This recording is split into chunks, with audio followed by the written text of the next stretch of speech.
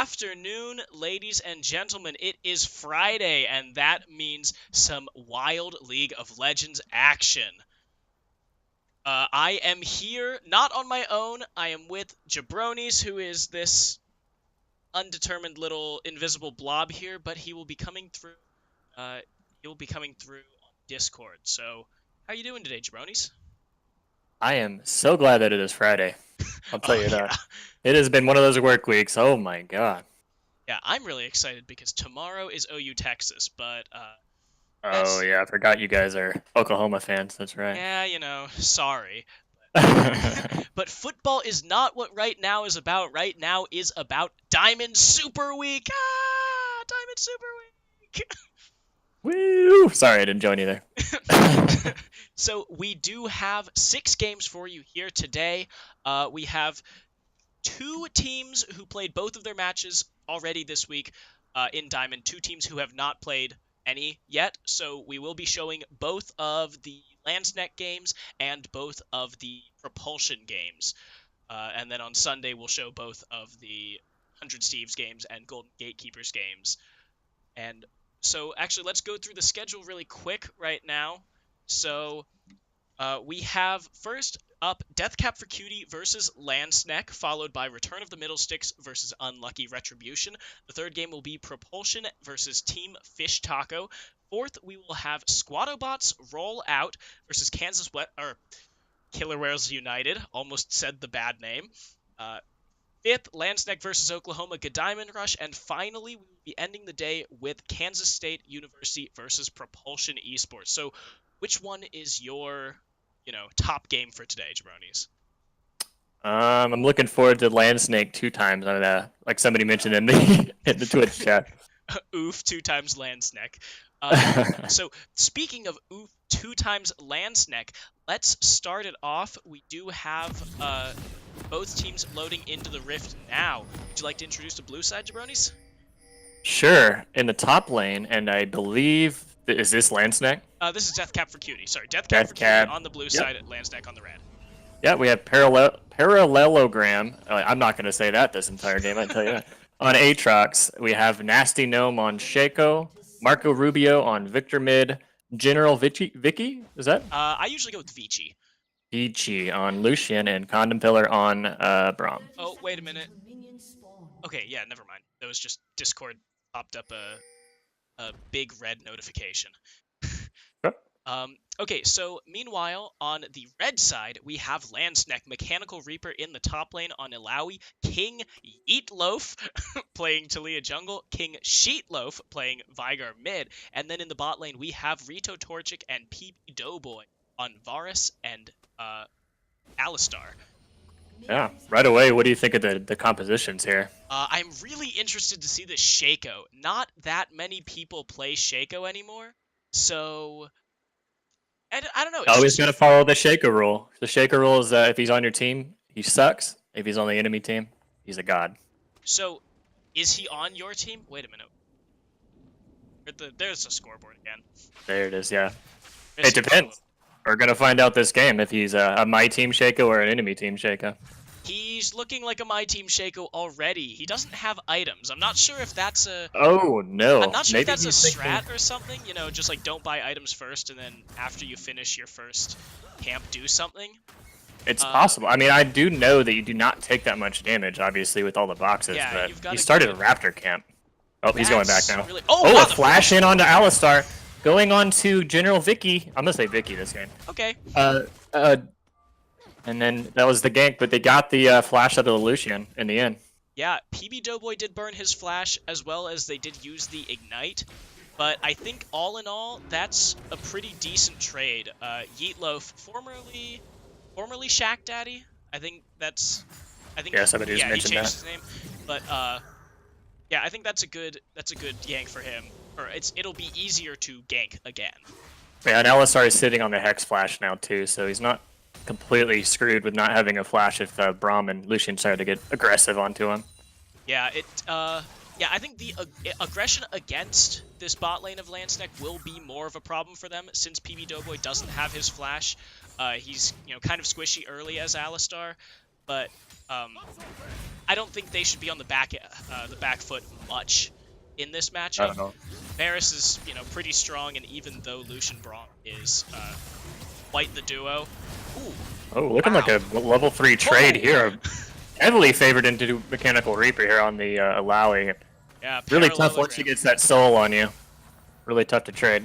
Yeah, Parallelogram taking, 2 hits from 3 tentacles, so that's a lot of damage coming out from those tentacle slams. I'll say Vichy, I'm sorry. First time I've ever said his name, so that was what I went with. I don't know. I always went with Vici because Latin, like Veni Vidi Vici. So yeah. I mean, I can feel it. Oh, that actually he might have to flash out of this. It's gonna take a lot of damage. Yeah, he's just gonna take the damage, not gonna. If she had any bonus AD there, she was gonna do a lot more damage. But yeah, sitting on the corrupting pot. Yeah, this early the Alawi isn't gonna, is gonna still be able to bully around the Aatrox, but not as much as Alawi versus basically any other melee. Aatrox does have the benefit of that healing, so. Yep. And this is the bot lane of Landsnake is getting into the territory of once they cross that hump, they really got to watch out for Shaco because he can show up right next to the Alistar with no flash. Yeah. And it does see Nasty Gnome has been back to base twice, and he still only has Boots Machete. So it's kind of a slow start for him as well. He's actually ahead in CS. Here he comes though. Yeah. See if they get aggressive. They do jump behind the Alistar, but they gotta be careful. He's got all his abilities up. Braum running in. He's getting the Braum passive onto the Alistar. They're looking to go towards the Varus. Varus flashes away. Now they're turning towards the Braum. Alistar gets kind of low, but they get out clean. Yeah. Really good redirection. Rito Torchic using his flash there after being pinched by those 3. They seem to split their focus a little in the beginning. Obviously, initially Nasty Gnome did go on to PB Doughboy on the Alistar, but it seemed like as soon as they realized that he was a little too tanky for them to just take down immediately, they started to turn on Rito Torchic, who flashed away, and then after that it seemed like their focus was just a bit split, kind of just hitting both of them. Oh! Shaco's getting some trouble here. He has no flash. He's just got Ignite. He'd already used his Q Deceive, and he gets pulled back by the Talia. Ignite onto Braum. Let's see if Condom Filler can get his way out of here. He's got no flash. Looks like he gets out clean, but one for nothing trade. Oh, a flash forward towards the Braum. Let's see if they get the last auto attack, and he does. King Leet. What is that? Eatloaf. Eatloaf. I want to say Leetyof. Leetyof. God, these names, I swear. I don't know how you guys do it. And they all just changed their names too, but now Mechanical Reaper and Parallelogram. Oh, Aatrox ults in. He's going to have to get the reset. Oh, and he gets the Resurrect onto him. He's now down that, and she lands the Test of Might. Is that? Test of Spirit? Test something of Will. like Oh! Flash forward onto the Alawi. Their trading is going to be really close, and Aatrox gets that last heal with his passive. Oh, that was a very close Mechanical Reaper flashing forward, so confident that he could take him down with the ultimate, but it did not play out for him. Parallelogram did just have enough healing. He has double Doran's blade, so he does have 6% lifesteal in addition to the 20% I believe that he gets in his passive for his E. And respect to Mechanical Reaper, I saw he buffered his ult into the flash too, so it was really clean looking, but it wasn't quite enough damage yet. Yeah, just a little bit of a miscalculation of that healing from Parallelogram. Parallelogram as well going very aggressive under turret, knowing that he can abuse the World Ender in order to just get in there and then drop aggro and walk out if it. Never really understood it. I realize this game's not realistic, but he becomes untargetable when he resurrects. It's kind of strange, but yeah, like it really makes sense from a balance perspective because it's like, oh well, if he's untargetable, or if he's targetable, then right, he's just gonna get nuked again. Oh, yeah. Mechanical Reaper. Jesus, so that much Electrocute proc hit for like 380 damage. That was ridiculous.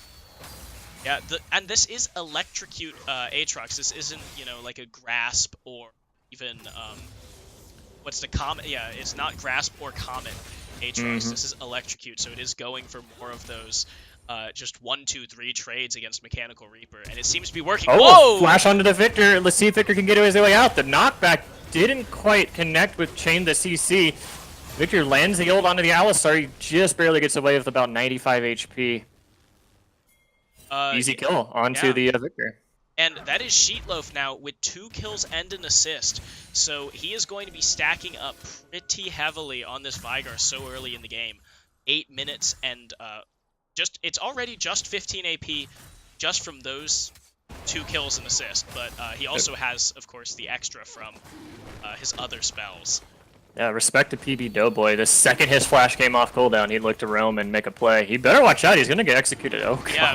PB Doughboy he's is got so maybe low. 12 HP left. Okay. Oh, he's got to get away. Shaco's in the area. He could jump in and snag a cheeky kill. Oh, the winner's bite on mistakes. That Shaco does jump in. He has no way out, though. Brom does have to make a decision to save his jungler. Level 4, and Nasty Gnome made the wrong call there. But he did. I don't even think his smite was up. Oh, he did? No, he got it. Oh my God, I didn't didn't even see see the animation going through, but he did end up getting the steal. Oh, hashtag worth in all chat for sure. Yeah, and since it is a Mountain Drake and we are looking at, oh, whoa, Mechanical Reaper! Have another... She's going to have to get some healing off with these tentacles. It's going to be pretty close. She's going to have to bring him down. It's her only way out. And Aatrox gets the last hit with the passive. He heals, like, ridiculously. Yeah, this healing is really, it's just screwing Mechanical Reaper over. I think that's the benefit of going into the domination tree. You have Taste of Blood and you have Ravenous Hunter, so every kill that he gets, he's only going to heal more.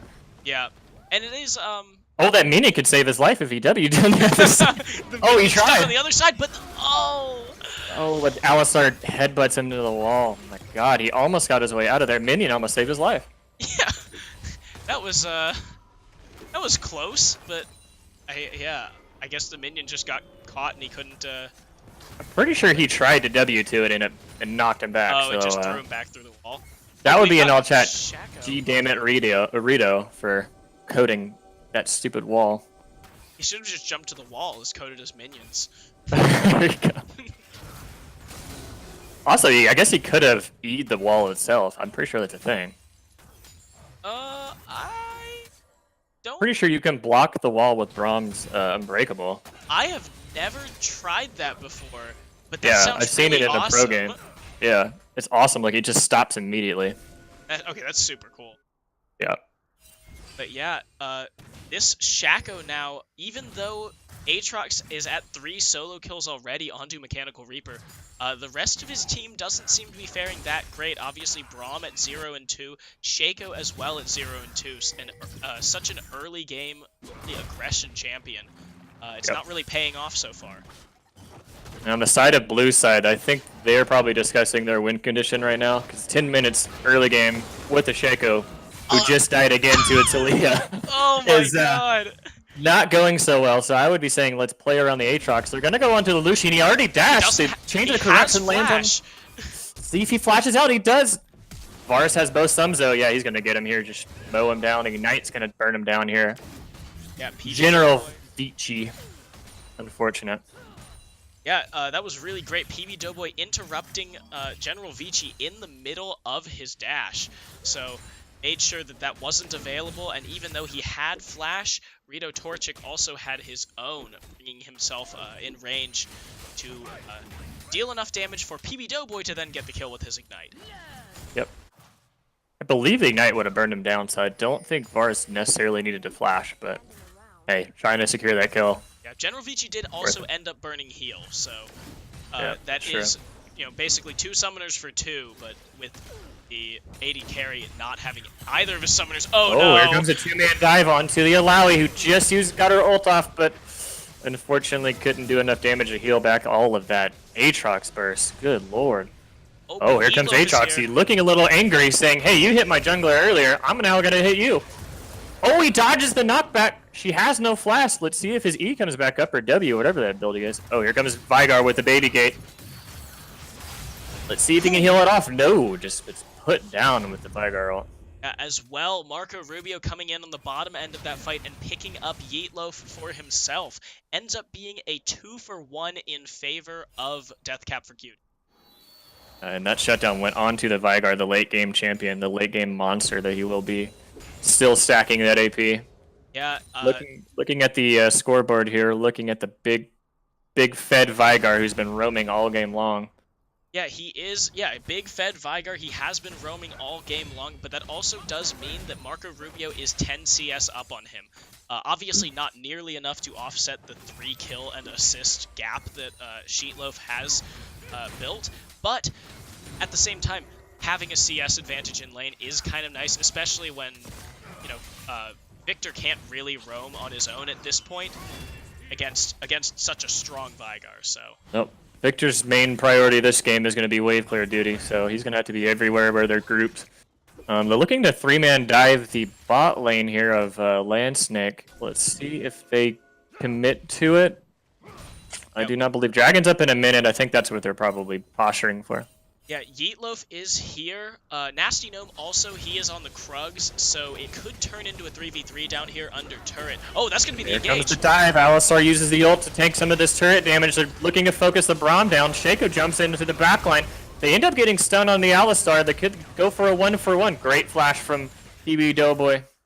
Looks like it's just a 1-for-0 trade for Deathcap for PB Doughboy getting out on slivers of health. And he's playing his mind out right now. Yeah, Nasty Gnome, that, you know, he was 0-3, and it really did show. Oh, whoa, what's Yeetloaf doing? Oh my god, I wasn't even paying attention. It looks like they decided to dive the Lucian onto the... Oh my god, so Rito Torchy. aggressive. That was such a beautiful, aggressive tower dive. It was like Deathcap for Cutie hadn't even considered that that was a possibility. Yeetloaf and Torchic juggling tower aggro in a great way in order to keep both of them alive and to pick up both of those kills. Victor's in some trouble. He knocks him into the stun of the baby gate. Looks like he's going to try to get a 1-for-1 trade. He gets away, then knocked back onto the Tiliad to take him down. But on the other side, Rito Torchic went down to Nasty Gnome. So he, I mean, Nasty Gnome finally picking something up for himself this game.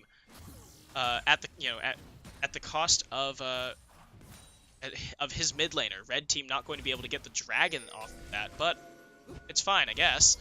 I would take that trade too. Oh, looks like the Shaco jumping into level 11. He's got 3 levels on him. Here comes Aatrox. Great use of the stopwatch to see if we can buy him some time. Dashes in to take him out. A shutdown onto the already fed Aatrox. That's going to be their win condition if they have any chance of winning this game. Yeah, it is 7-12 right now, but 6 of those 7 kills for Deathcap for Cutie are all on the Aatrox. This is a big, scary, world-ending boy. Meanwhile, his lane opponent, Mechanical Reaper, is 0-4. I don't think that's really all that bad, just because Illaoi still just, I mean... Oh! Chains of Corruption goes wide onto Marco Rubio, who has a nice sidestep on it. He's been dodging a lot of abilities this game. But yeah, as I was saying, I don't think the 0-4 Mechanical Reaper is as detrimental as Nasty Gnome being 1-4. You know, with a far behind top laner, you can still send them split pushing, and someone's gonna have to go deal with it, whether they are the strongest member or just, you know, even just Marco Rubio going up to stop Mechanical Reaper. Nasty Gnome, on the other hand, EBW face checking too. I don't think they're going to take a fight unless Aatrox is nearby. Braum ult goes wide onto the Alistar. Alistar gets a nice 3-man pulverize. Look at like they're blowing some damage onto the Braum, who gets away with summoner heal. Oh, he's just going to get outside the Vygar ult. Victor laying some damage for the wave clear. Looks like they kind of have split decision making here. They got to stick to one champion. Forgot Lucian's ult name. The Culling. The Culling, that's right. Oh, she uses the wall to get her way out of there. Alistar's saving her life, too. Oh, a stun onto the Shaco. It looks like they're not going to follow that up, though. That was just a nice scrappy fight with nobody dying. Yeah, Yeetloaf getting away by the skin of his teeth, using that Weaver's Wall, jumping off over the blue buff. Ooh. And even though Corrupting Potion is ticking from Victor, it isn't going to quite take him down. Yeetloaf, Sheetloaf, Condom Filler, Vici, Nasty Gnome, all of them getting away on such low health at the very beginning of this fight. And now looks like they're looking to siege the outer turret here. Alistar combo onto Victor. Split decision onto the Lucian. Great and breakable to save that damage. Aatrox flashing into the no stopwatch Vigar. Looks like they're going to call it off here. But Aatrox, they just have to play around him. If he dives under tower, they got to dive under tower. Nasty Gnome so low. He was tanking turret aggro that whole fight. No one was really focusing him because of Parallelogram. So threatening on that Aatrox and diving Sheetloaf under tower with the World Ender up. Aatrox is 100% going to have to 1v9 this game. Yeah, it seems like it basically seemed like in that fight, you know, General Vici and Condom Filler on the backside, Marco Rubio throwing some skills, but then you just had Parallelogram versus the entirety of Landsneck under the outer turret. The second he pops that world-ending ultimate, he's gonna. Oh, here comes a Hex Flash. Oh, just go style sideways. points. Just using it because he can. Yeah, the second Aatrox pops his ult, they're gonna have to back up and kite it out because they can not get anywhere near this guy. Good thing on the red side is that all their kills are spaced out, so they all are probably hitting their item spikes right around now. Yeah, Rito Torchic looks like he is going for a Seal right now, which means that's probably going to be the Runaan's Hurricane. Once he gets that, he should be able to really tear into the side of Deathcap for Cutie, but I don't know how much he can do if Aatrox like dives the rest of his team. Can he provide the DPS to burn down that Aatrox all on his own? Luckily, they have an Alistar who can headbutt that guy away from him, so Alistar's job is to stand right on top of Varus at all times. Yeah, having the peel away, that's going to be PB Doughboy's job in this game.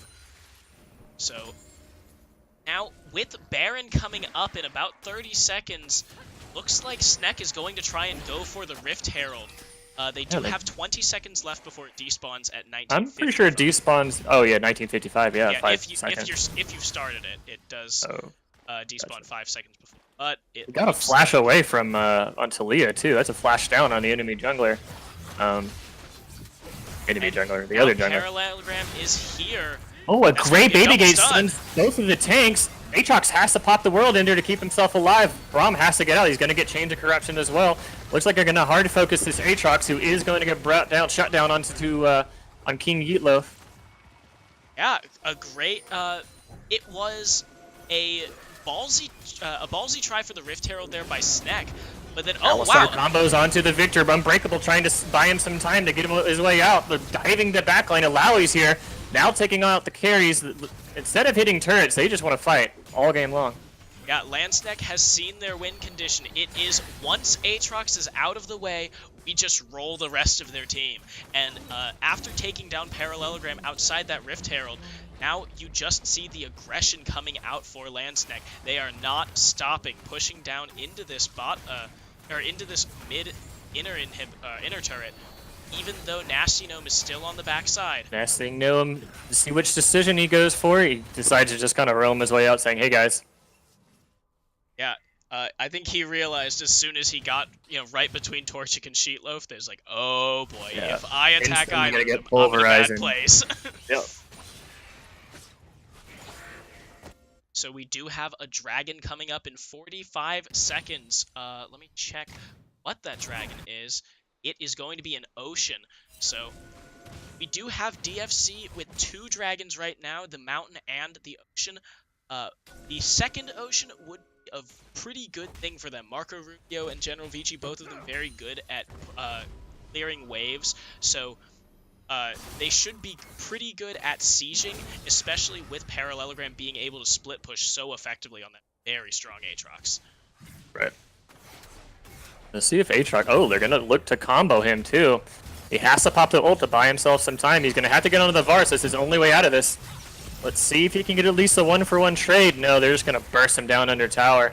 He has the full World Ender stack, though. Okay. Just going to and get then the headbutt. Great work from PB Doughboy to kite that out. Oh, and Lucian's going to have to dash out. Yep, he's going to have to flash out of the baby gate to keep himself alive. General Vici does a full combo onto the King Yeetloaf. Great flash to buy himself some time. Shaco gets the shutdown. Unbreakable Winner's Bite is landed onto the Vigar here. Yeah, Yeetloaf moving a little far forward, not expecting Nasty Gnome and Condom Filler to both be there to stop the ADC. They don't have... Landsneck, rather, does not have that much vision in the bot side, especially in that red side jungle down there. But Combo onto Braum. Let's see if Condom Filler can find a ways out. He has no one to W2. Walking directly into the enemy AD carry. Alawi getting the shutdown onto Braum. Not shutdown, but the kill. yeah, and now Landsneck with the Braum down and Parallelogram still coming back to lane. They're going to try and take down this turret before he can get there. Easy inner turret for the side of Landsneck. Looks like they could be looking to do Baron right now. Maybe at least a bait or at least clear some vision. There's a lot of blue pink wards I see around the area. Yeah, right up until now, Landsneck has not had that much vision around the objectives. Or at least they haven't been specifically controlling it for how far ahead they are right now. Change the corruption goes wide. Here comes the Hex Flash from Alistar. And then looks like they couldn't get that pick onto the Aatrox. Aatrox this is a dream scenario for him. They are all in front of him in a nice little pit. Let's see if he decides to go for the 1v5 situation. He gets headbutted out. Here comes Parallelogram. He's onto the backline. Let's see if they can get that Varus. A huge knock up onto the backline of Landsnake. Oh, a nice headbutt to keep Parallelogram alive. Let's see if they can burst him down. They do. That's a free Baron for Landsnake. Let's see if they turn onto it, if they go for the inhibitor. Yeah, Nasty Gnome was not in that fight. He was taking that Ocean Dragon on the bot side of the map. Landsneck saw that and knew that they could start the Baron and force a fight, which they then pretty easily won. Ooh, but nice Nasty shoot. Gnome, here in the backside, he is going to have to go for the Godsteel. His smite just coming up, but he's caught now. He just burst down by King Yeetloaf. I was going to say, are we going to see our team or enemy team Shaco? Looks like it's an our team Shaco. Yeah, so now with No Nasty flame. Gnome dead, Parallelogram is coming up soon, and it looks like Deathcap for Cutie will be regrouping shortly. So Landsneck just backs off, decides to take the 4 kills, I believe, that they got in that fight, and just run with it. Yeah, I think in this situation, since Aatrox isn't as fed anymore, and a lot of the enemy carries on the opposite end of Aatrox are kind of fed, he's going to have to go back to splitting, because I think he can take a 1v1 situation against the Alawi at this point. Oh yeah, I mean, if I were Parallelogram, I would take that every single day of the week. Right. Even to see what kind of pressure he can draw away from the Baron pit, because right now they could easily burst it down with a Varus and a Talia. Yeah, the problem here is, I mean, obviously the minion wave's crashing. That turret will be gone on the outer top side very soon. But, really, mid lane is the place to go if you want to take a turret. But here we have they're onto the Varus. He doesn't have flash. He into the gravity field. He's shut down by the Aatrox. Aatrox in the back line. He's looking to focus the Talia. Braum in there with him to try to save his life. A lot of damage coming out of this Aatrox. He's going to be resurrected. He's probably going to get pulverized here to get killed. Talia takes it down. Oh, a nice Baby-Gate Alistar combo. Let's see if Victor can get his way out of here. He's still got Summoner Heal. Oh, it's a triple kill from King Yeetloaf. He's really coming in clutch in these late game team fights. A nice Alistar combo. Oh, he's going to get gunned down by Lucian. That's a huge shutdown. I think he got like $800 there. Yeah, it on was to King Vici. It was 2 kills, so I think that's a 450. Oh, it doesn't take assists into consideration? Oh yeah, actually it might. Yeah, No, 16 it might, assists. Yeah, so 16 assists. That is a very large. Alistar bounty, but they do take the fight. Sneck takes the fight. 3 for 2. Dashing out into Talia. Let's see if he can get the Blade of the Rune King proc. That would have slowed her. Looks like she's going to get out. She's very quick near the walls. Looks like she's just going to say, screw it, I'm out of here. Yeah, oh, she probably saw the Parallelogram. Aatrox TP. Yep. He's going to be slowed down, but he knocks up. Why did she BM at the back? $800 onto the Aatrox. He doesn't have ult. I say hashtag worth in all chat for Parallelogram for sure. Yeah, with the 800 going to be worth much more than the 450 that Rito, Torchic, and Sheetloaf get. So, okay. I disagree with the rotations they have are going right now. They have Victor in the bot lane, who is much more of a team fighting. I feel like Aatrox really just needs a split. Get some pressure away from the Baron.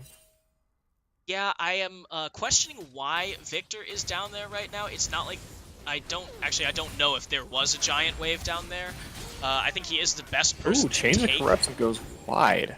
Yeah, Torchic has been 1 for missing 5 these, for this game, yeah. I think. Yeah, he has been missing a lot of these Chains of Corruption. Just throwing them out there to try and start off the fight with a pick, but he has been much better at using them defensively.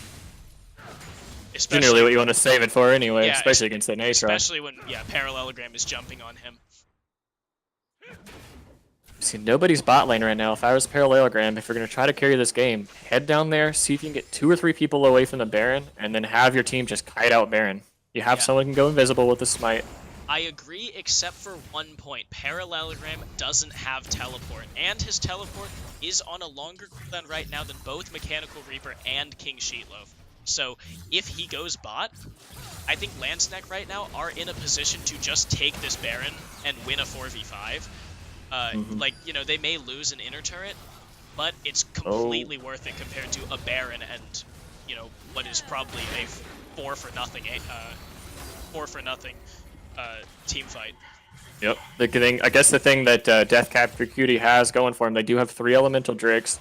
They could stall us out till Elder. Brahm's caught. I don't think he's going to Breakable's going to save his life here, but it does actually. I think he tanked. No, Vicar held onto his ult there.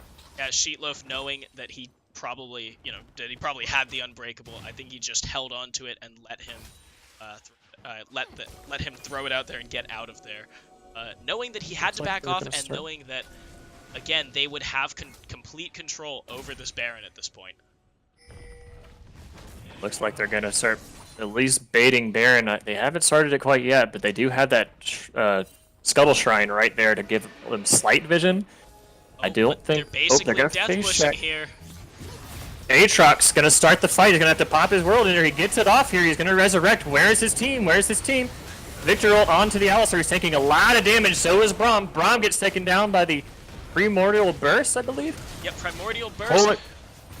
Coling off to the side here. Oh, Victor gets taken down by the Baby Gate there. Oh, Shaco tries to take out the burn. Nope. I think he, the Guardian. Nope, he doesn't have Guardian. Going to use the heal for safekeeping, but they handily win the team fight 3-1, or 3-0. Aatrox did not end up dying after being bursted out so early, but Red Team is going to take the Baron, and Landsnack are in a commanding 10,000 gold lead. Yeah, I'm really liking the play out of the King Sheetloaf. He's hit some really nice stuns in the late half of the fights. After Aatrox has blown his resurrection, he's almost always faced into a Baby Gate. Yeah, Sheetloaf has been doing a pretty good job of locking down, especially Parallelogram. Again, this has been Sneck's condition all game. Make sure Parallelogram can't kill our carries. And Sheetloaf and PB Doughboy, as well as Rito Torchic with the Chain of Corruption, have been great at locking him down and making sure that he can't do anything after he just jumps in there. Completely agree. It's Elemental Drake onto the side of Landsnake. Just a Wind Drake, not too bad of a situation, but they still have the Baron buff for about probably a minute 45, so they're going to look to siege the inner bot lane here. Yeah, and with 2 members, it's actually a 4v5 right now with all of Deathcap for Cutie here, but I don't think Landsnack cares. I don't think it matters for them.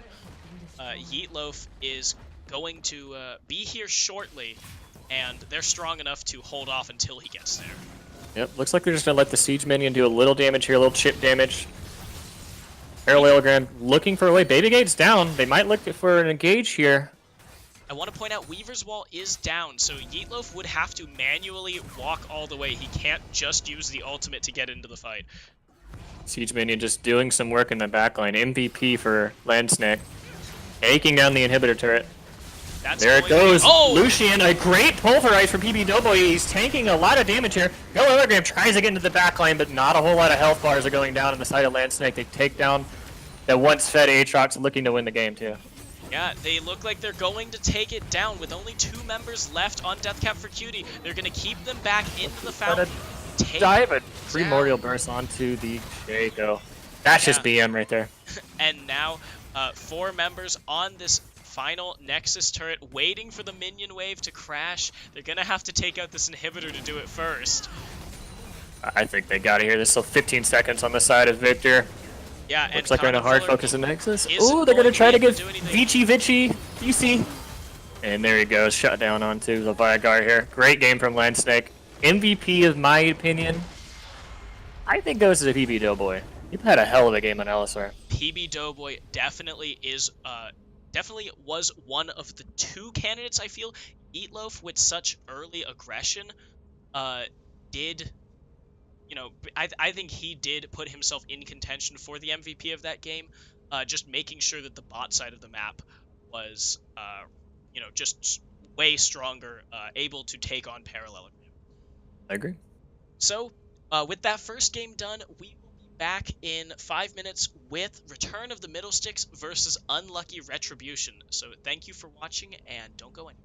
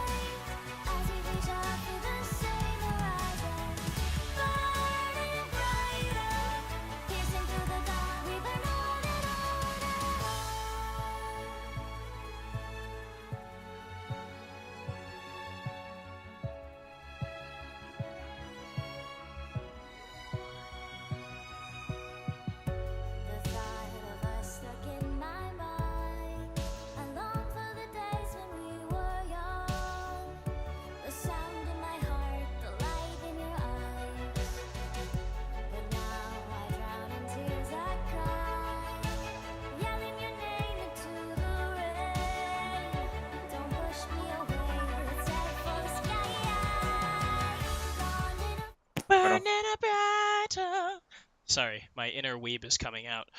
Uh, we are back, and we are about to hop into the second game as soon as I remember to get these names changed.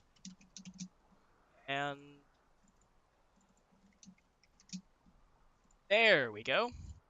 We are in for the game between Return of the Middle Sticks and Unlucky Retribution. I was saying, finally, some names I can actually pronounce this game. I'm in. It's good. So, Give me a go down blue. yeah, sure. On the blue side, we have the infamous Return of the Middle Six. Liposuction lane on Malachi top.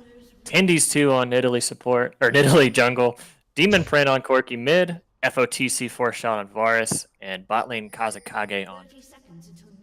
Yeah, meanwhile, we have the red side, Unlucky Retribution. Player John on top lane, Scion, Dr. Wildey playing the Skarner in the jungle, DK bringing out the Aurelian Soul, and in the bot lane we have Tien Sama and Gavi playing Jinx and Pyke. Yeah, they're going to be Jinx and Pyke this game. I'm not saying Tien Sama. Sorry, dog. Yeah. Yeah. I'll get to the point where I can say names like that, but I don't know about that. He's just gotta practice saying into the mirror, Tien Sama.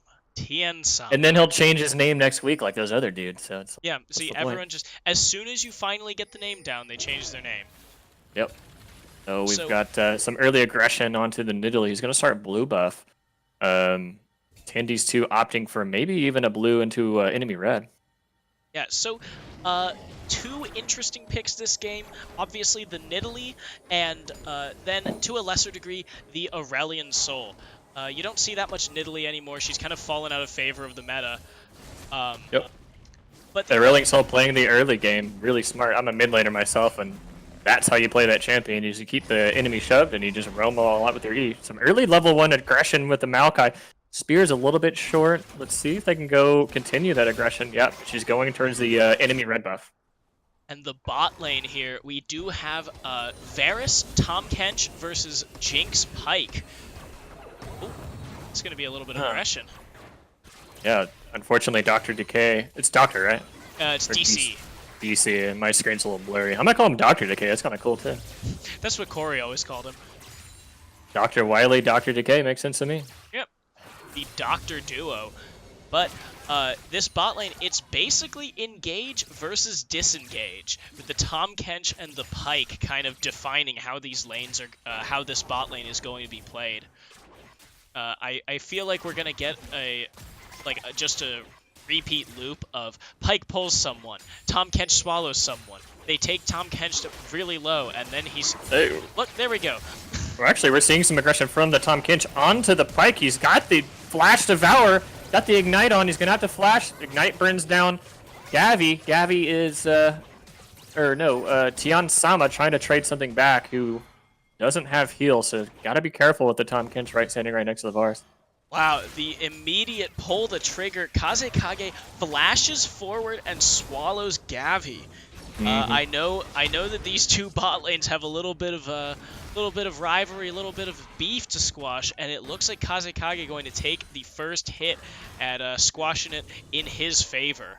Yeah, Kazekage heard what you said about being passive, so he's like, no, I can be aggressive on Tahm Kench. I'm sorry, did you say passive? No, that's not me. Nope. And I've seen a lot of Tahm Kenches in my games who are trolling, and they'll be aggressive rather than sit in the backline with me. Yeah, but that was certainly not trolling. Kazekage did end up getting the kill, but I don't think it really matters that much because it's still a kill, it's still lane pressure, and Jinx didn't get anything through that. Looking like an interesting lane freeze here up from Liposuction lane. He's just trying to keep the wave in front of him, maybe get a gank from Nidalee. But unfortunately, Nidalee is going to find that his blue side jungle has been taken by Dr. Wily. Twisted advance onto the Scion. He's getting kind of low here. He's going to have to be careful. He's got a giant wave in front of him. It's not worth dying here. Yeah, he does have his passive back, I believe. So Liposuction lane, yep, there he goes. Heals a little bit, but it's not that strong at the early game stages. Or at least this early in the game. You know, the 4 or 5 minutes. You can see Skarner pathing to the top lane. I think he's maybe looking for a dive, but nope, he's doing his Krugs. He gets extremely low. Great hold on to the flash there. I would have flashed for sure.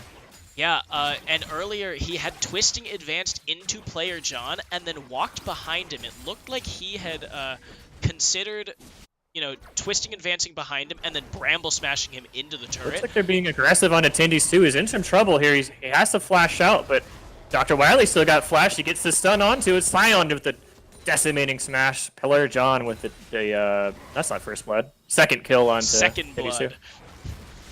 Silver blood. Silver blood, not gold blood. Oh, full decimating smash, doing a lot of damage already. Yeah, Tendy's overcommitting to try and take down Player John as Dr. Wildy comes in, counter ganking as it were, doing a great job there, making sure that Player John stays ahead in this lane against Liposuction. They actually are even on CS, so I shouldn't say stays ahead, but gets ahead.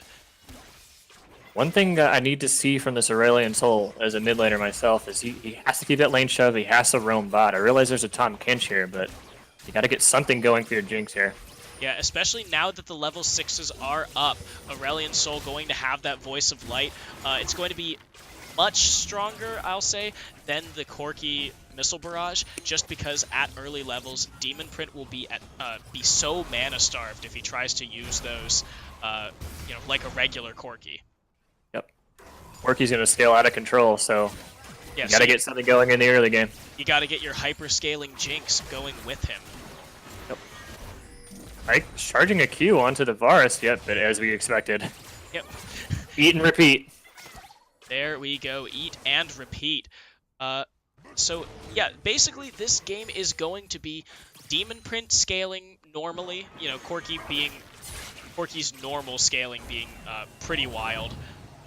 But Tendy's, I think, is going to... Yeah, it looks like he's going to go for the Skirmisher Saber, so that would suggest more of a, bruisery jump in and fight build, rather than, you'd want Stalker's Blade with the Chilling Smite for, for a nuking build. Yep, I agree. I think both comps are pretty heavily in the team fight. Yes. Oh, the giant star does go wide. I don't really even know the name of the Q. I'm just gonna call it the star. The star. We're all stars here. Looks like they're being aggressive onto the Jinx, who gets pretty low. He walks right into the traps, but Eat and Repeat saves his life again. We're gonna get some more damage down on the Gavi. He is down, and I think Tom Kinch knows it.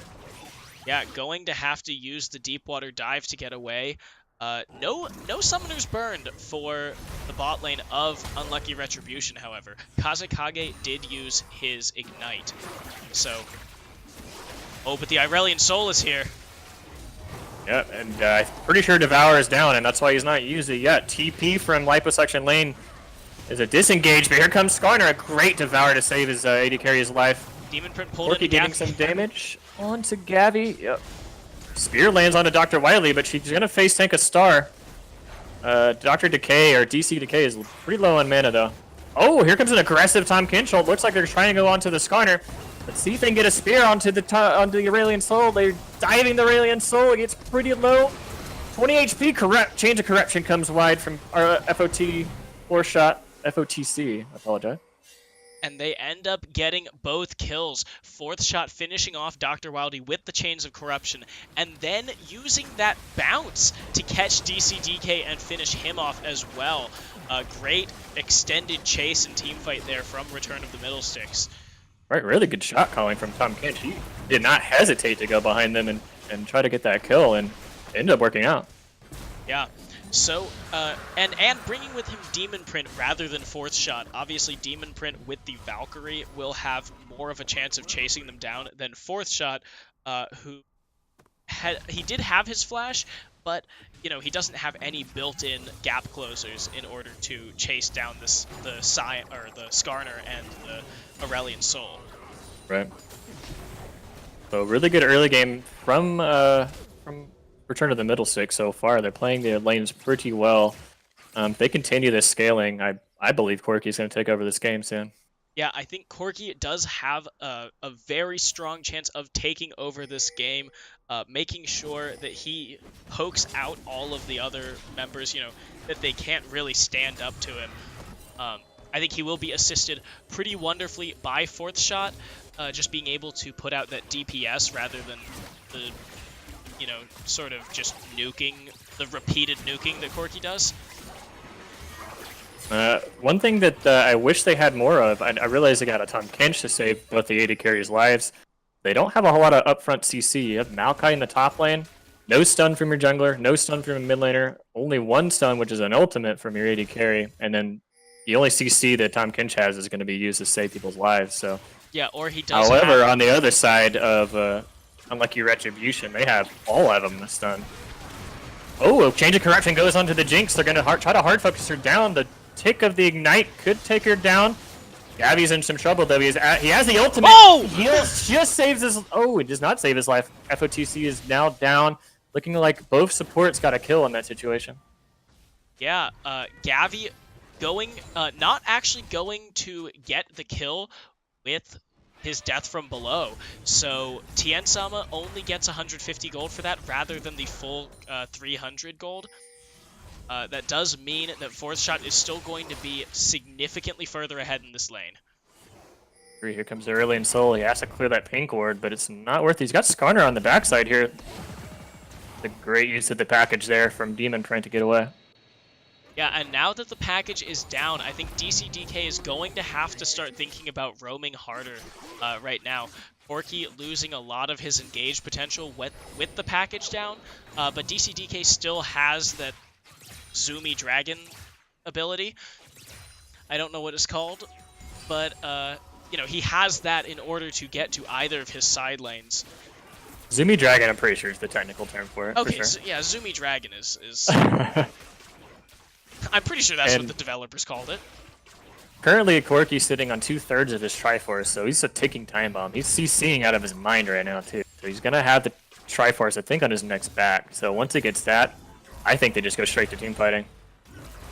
Yeah, I mean, yeah, once he has his Triforce, you know, you already do have Tendies 2 with the Runic Echoes on. Fourth Shot having finished his Blade of the Ruin King. Oh!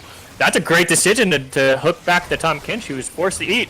Suppress onto the Varus here. FOTC is into some trouble. He's going to get taken down by the Jinx. Tien Sama going crazy in these fights. He's getting reset after reset. Let's see if he gets another one. Oh my god, and he gets the shutdown onto the Tom Kench, who does 600 gold onto the Jinx. And that's going to be the Rift Herald being popped for Unlucky Retribution. They're going to throw that down in the bottom lane, and I think they're going to just get first turret here. Yep, and that Jinx just got paid on that shutdown, and she's going to get paid on the first turret too. So she's going to go back, probably grab a Storm Razor, and be an issue as well. Yeah, looking at the gold right now, Jinx sitting on 2,800 gold. That is enough for her Storm Razor. She can just finish it right now. Yep, and the boots too. She's hit a nice little spike for herself, so she's going to have to be the carry in these team fights, but Cyanote coming down from this river. Demon Prince gonna have to be careful. He's running right into it. Ooh, Demon Prince Great going Valkyrie to dodge. Candies 2 gets stunned under tower. She's gonna get out. Oh, Player John, pretty tanky though. He looks like a dive. Flash, tried to flash over the kitty cats, I'm pretty sure. Player John in some trouble. He's gonna go into his passive right now. He's gonna do some work onto Liposuction Lane, who gets eaten by bot lane Kazakage. Yeah, that's just going to be the one kill onto Player John, overcommitting a little hard, going under turret, and with Liposuction Lane there, able to CC him up. His the rest of Return of the Middle Sticks had enough damage to take down the Scion. Yep, and now both win conditions for both teams have been pretty cut and dry right now. You got Corki is going to be the late game carry, and Jinx on the red side as well. So yeah, definitely keep an eye out on both carries in these team fights. Yeah, and I don't think the impact of the Varus can be mitigated like that. Even though he isn't like, you know, Corki levels of just blowing up the enemy team, he is still going to be outputting tons of damage.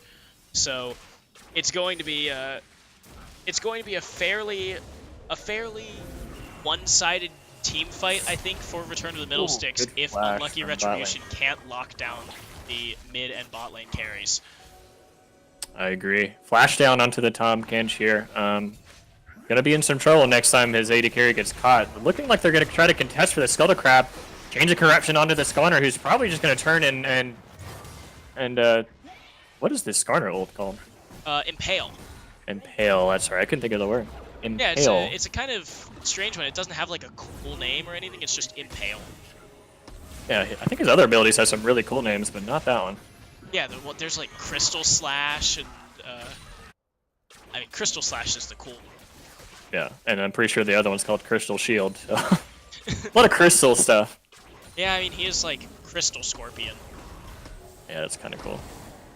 Blue buff gonna be taken by Dr. Wily here, or no, DC Decay.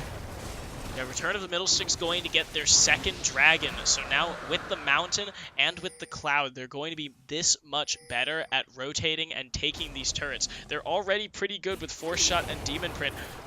Ooh, Valkyrie onto the Arena and Soul. He has to flash over to the wall into the Raptor Pit. Nice sidestep on the big one Rocket. He might live here. Red buff ticking down. He gets taken down by Tendy2. Tendy2 jumps onto Gabby on Pyke. Pyke gets ignited and taken down into his tower. Great devour from Botland Kazakage to save his jungler.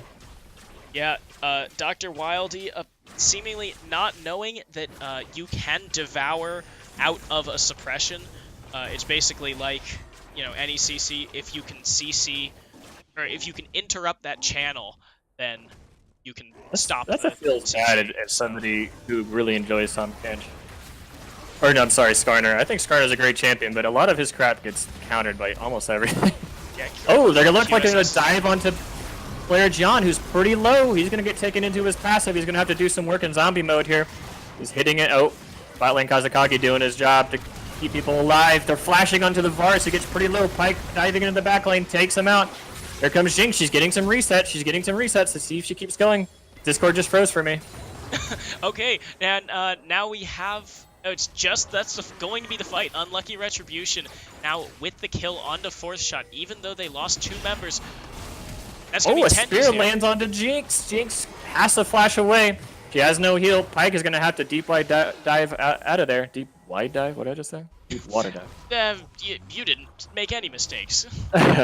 Let's go with that. that. It froze for me and like halfway through the team play. I apologize. Oof. Yeah, that's rough. But no, basically after that, nothing really happened all that much. Unlucky Retribution going in for the tower, even though they were at a man disadvantage. Tendies came in and yeah, I mean Tendies came in from the back, forced the rest of Unlucky Retribution away, and Tien-sama did end up burning Flash in that skirmish with that included Tendies. So yep. The hard carry from Tahm Kench is real right now. He's 5-1-5. He might as well just go top lane and put Maokai on support here. Yeah, move over liposuction lane. You've got a new top lane tank. I think that's completely fine too. A lot of gold on a Tahm Kench, who is already inherently tanky. So he just buys more tank stats. He's going to take a lot of damage here soon. Yeah, he's going to be a lot better at tanking so much damage, and as well, the more cooldown reduction items he gets, he will be that much better at, you know, at saving his teammates. That Devour is going to be on a shorter and shorter cooldown. Skarner trying to get aggressive, seeing if he can impale the Corki. Corki getting some side damage onto the Pyke, who's probably going to heal it up when he's invisible. Yep. Tendy's spear goes wide. This Pyke has been a little disappointing. He hasn't been able to get those pulls in, those picks that we really need to see if his team is going to succeed. You know, Jinx can carry the game, but she does need a delivery system. Stun onto the Varus, who has to flash away into the Tahm Kench's mouth. Aurelion Soul doing some damage here, but he's going to get... Nope, he does not get taken out. He lives in the back end there.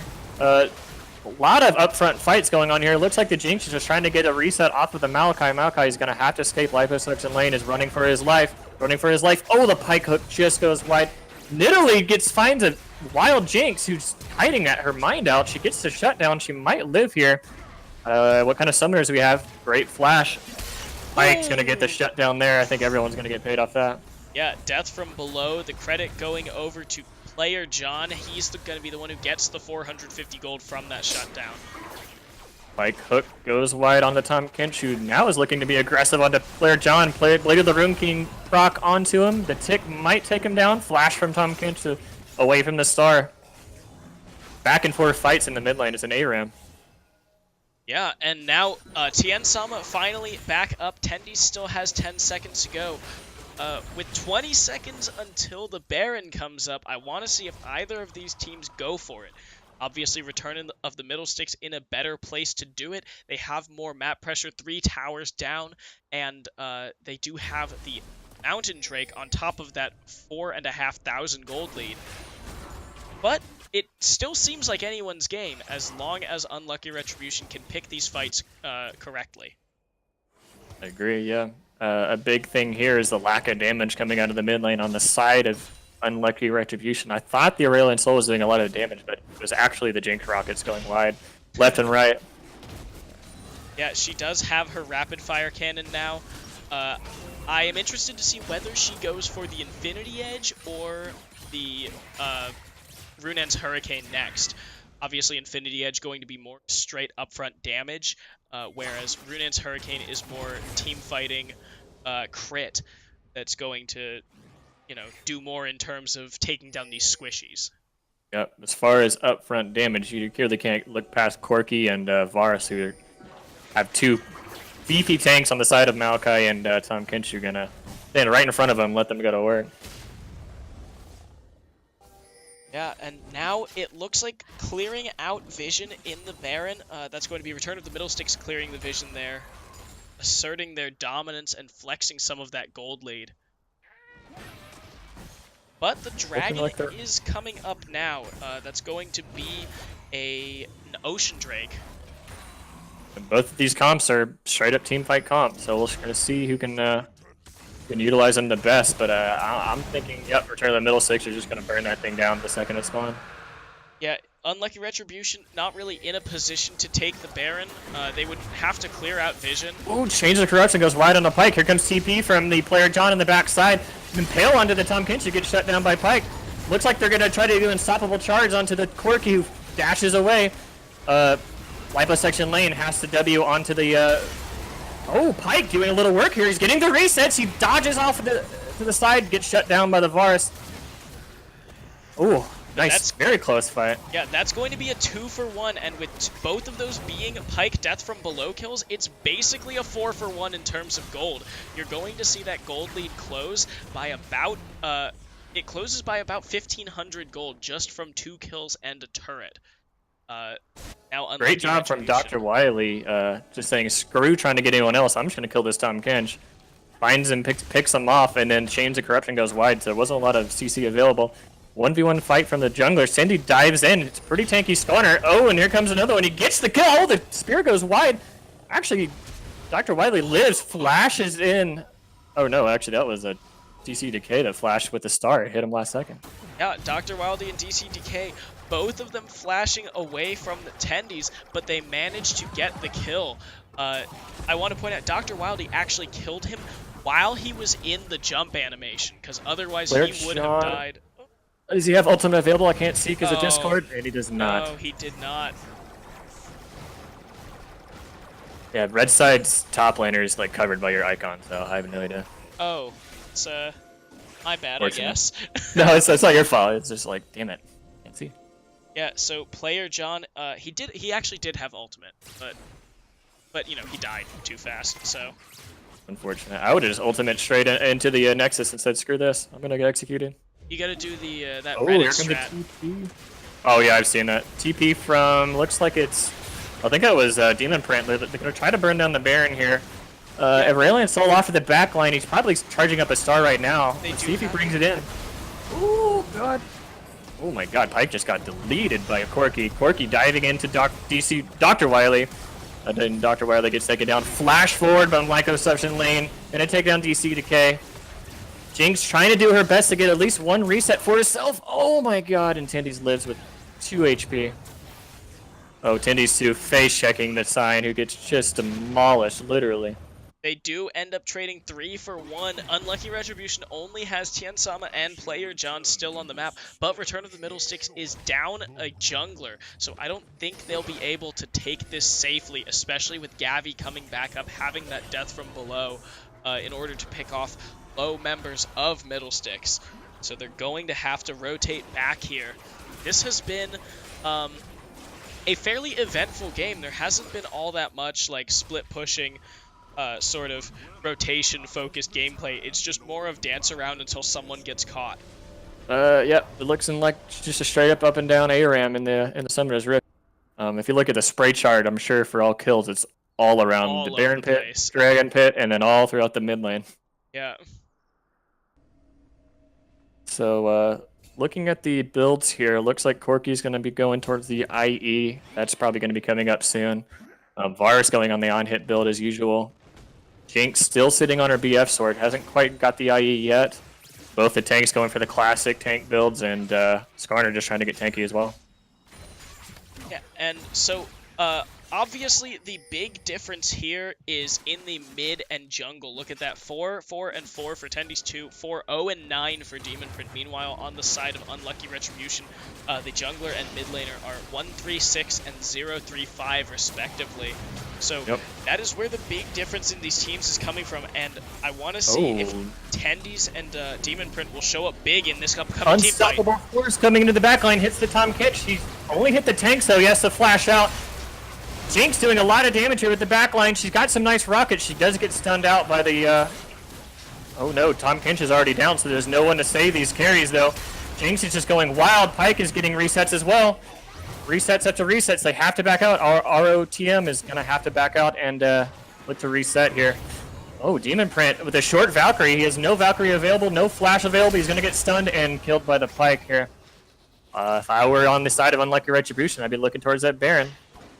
This Pyke is doing so much work for Unlucky Retribution's gold deficit, as well as their regular team fights. Tendies 2 is going to have to at least get a trade kill if he dies. Oh, Tendies 2 is on the wrong side of the Summoner's Rift right now. Oh, wow. We saw that. I said, Demon Print, are you going to be able to... Oh, Gavi! Oh my god, so much upfront damage onto the Pyke. She's going to have to change into Cougar and get her way out. She takes the blast down. Oh, a nice sidestep from the... What's the rocket called again? Super Mega Death Rocket, but the Voice of right. Light not going to be enough to kill her. It looks like Tendies might be getting out. She's pouncing her way out. I don't think she's going to have enough, though. Predator available for Dr. Wily. But no, looks like they're going to go back and maybe just try to stop any aggression onto the Jinx here. Cares about these objectives. We just want to see these fights. So that was a 3 for 2 when all was said and done. Gavi taking 2 of the kills for himself, but giving over kill credit to 2 other members of his team. Oh, change of corruption onto the Skarner, who's going to get bursted down with the Ignite. Actually, no, the Crystal Shield saves his life. Looks like the tank is tanking a lot of, Player John tanking a lot of damage from the Varus. Pyke trying to take down the Varus. He does do that without the ultimate. A stun onto the Walt laner. Oh no, Kazekage. Kazekage pretty low. Looks like they're going to try to chase him down. There's a lot of different fights going on in this jungle here. Blair John tanking a lot of damage here, trying to get some help from his team. Aurelian Soul going to escort him out. Ooh, tanks a full distance spear. And Kazekage comes into the backside of that fight just to round it out. They're going to go for the dragon. So if you were not able to follow that last fight, there was the fight up front where Player John and Gavi were going in on 4th shot, and I believe that was liposuction lane. But in the backside around that red buff pit, it was Dr. Wildy running, and then Tien Sama and DCDK fighting against Tendies and Demon Print. Demon Print actually came over the wall and killed both Tien Sama and Dr. Wildy in one burst rotation. So I did say, will they be able to, will these two be able to push the lead that they've built? And will they be able to translate that into a fight? And they did. Demon Print coming up big, taking down the 2 carries. And Unlucky Retribution's got to be really careful here. Their mid laner's top and their top laner's bot. Like with a Corki and a Varus, they can melt this Baron, especially with the amount of dragons they have. Yeah, and now with the vision control centered around this Baron pit for Return of the Middle Sticks, they will have full dominance over it. They got a bunch of control words around it. Pyke doing his best to try to sneak in and clear some vision. He's going to have to make his way out too. Jinx and Corki are looking to stand off in the mid lane here. Yeah, I Oh, don't think I thought they Jinx were wins fighting. that standoff. It's possible. Here comes the meltation I was talking about. They are starting the Baron here. Let's see if we can get a TP. Player John TPing to the top lane. He's going to have to ult back into the pit. But it's already down. Oh, Baron's already gone. Here comes the fight. Oh no, Devour onto the Varus. It looked like a hard focus player John on the Scion. Scion's going to have to make his way out. He just gets melted. He's in his passive. We're going to continue the chase. Righteous Glory on Liposuction lane. They're going to lock down the Skarner. Double kill onto the Varus. Another lockdown onto the Aurelion Soul. This is back and forth. They are ignoring the Jinx. She's getting free damage. She should get some rockets in the reset. She's going to get a reset onto Kazekage. No more kills ever. But Baron secured on the side of turn the middle six. And both on the front and back of that team fight, when Player John and DCDK were trying to fight the back line of Return of the Middle Six, no one was touching Demon Print. He got, they took him down to about 400 health, and then he got to sit there and just pump out damage and take down Player John. Then Dr. Wildey dying on the other side of the fight, but then after Return of the Middle Six went in there, no one was able to touch Tien Sama. He was kiting well enough, and they weren't really diving in on him. And he ended up rolling that fight. 3 members down for Return of the Middle Six, even though they got the Baron. There's only 2 Barons left on the team. I'm really starting to see the synergy between Pyke and Jinx, both having reset capabilities, both having the ability to tank down a tank even under 20% HP. So you're going to see that a lot in these late game fights. Spear goes wide onto Tindies too. They're looking to be aggressive. I don't see a Dragon timer, so I don't think Dragon's coming up anytime soon. Yeah, you do see Tien Sama picking up an Executioner's Calling on that Jinx, going to be able to deal with the Maokai and the Nidalee, as well as the Tahm Kench. So basically, it's a triple threat of healing, able to be dealt with that much more effectively by the ADC of Unlucky Retribution. Yep. They are not on the side of Return to the Middle Six. They're not really using their Baron buff, so props to Unlucky Retribution for letting them waste some time. They're stalling. Yeah, Demon Print, he is going to be split pushing on the bot side of the map. 4th shot in the mid lane with the minions there. And Liposuction lane, even though he does not have the Baron buff, he's still going to be split pushing on his own. So, Return of the Middle Six is still 3,000 gold up, but that 3,000 gold number has not changed in almost 10 minutes. Locked down onto the Maokai, who gets impaled under the...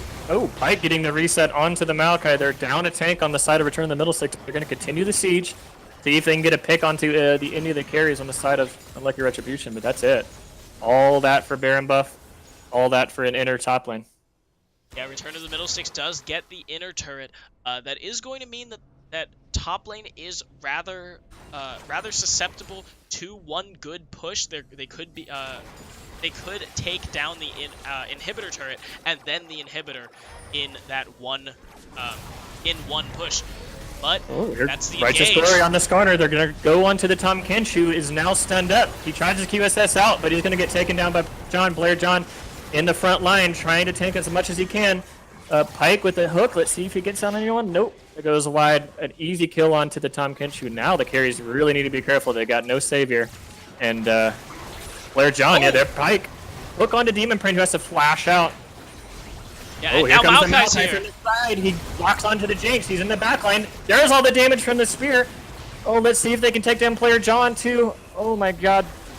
It looks like a 3 for 2, 3 for 1. Dr. Wildey as well going down on the back. Demon Print is on the warpath, chases down Gavi and forces him to run. It looks like Return of the Middle Six are pushing this in. With 15 seconds still left on DCDK, they may be able to end that. They've got 4 members, 2 ADCs to push down these turrets. Pyke's got his ultimate available, and Liposuction lane needs to be careful. He could get hooked onto the fountain. He's pretty low. There goes Pyke. Oh, nope. But that's going to be the game. God, crazy team fights in this left and right. Yeah, it seemed like it basically seemed like they were taking objectives sort of as an afterthought to win to these team fights. It was a very kill focused game, everyone looking for picks as looking for picks as the avenue to objectives rather than objectives as the avenue to a victory. But still, Return of the Middle Stick's a great game overall. Yeah, really GG. MVP, I think, in my opinion, might go to Liposuction Lane. He had some really good late game engages. Yeah, Liposuction Lane, great with the late game engages. I do think Demon Print, however, does deserve a shout out for doing so well on that Corki, pumping out the damage just very consistently all game. Yep, I agree.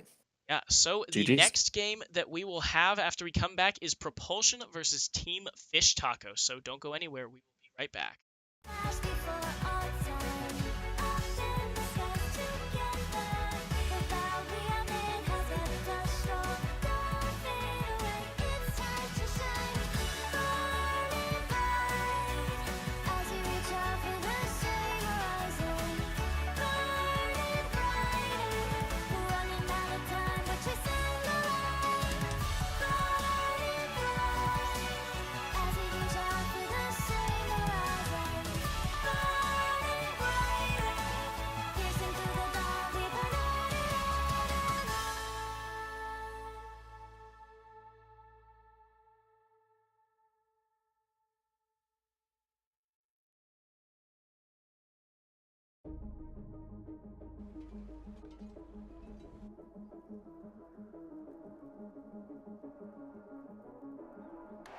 Welcome to the world, no heroes and villains. Welcome to the war, we've only begun. So pick up your weapon and face it. There's blood on the ground, go and take it. You get one shot to make it out alive. So higher and higher you chase it. It's deep in your bones, go and take it. This is your moment. Now is your time, so prove yourself and rise, rise. Make them remember you. Push through heaven. Rise, rise. They will remember you. Welcome to the climb up. Reach for the summit. Visions brave, the one falls steadily the end. So higher and higher you chase it.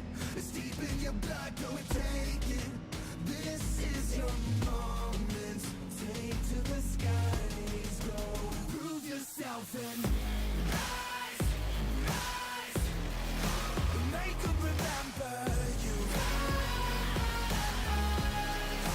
Push through heaven. They will remember you.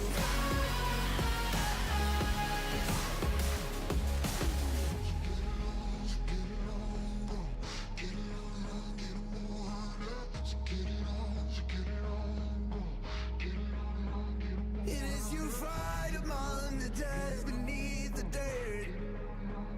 Or do you know yet? Or do you want it? And when the giants call to ask you what you're worth, do you know if we don't die? Prove yourself and rise, rise. Make them remember you. Push through heaven. Rise, rise. They will remember you.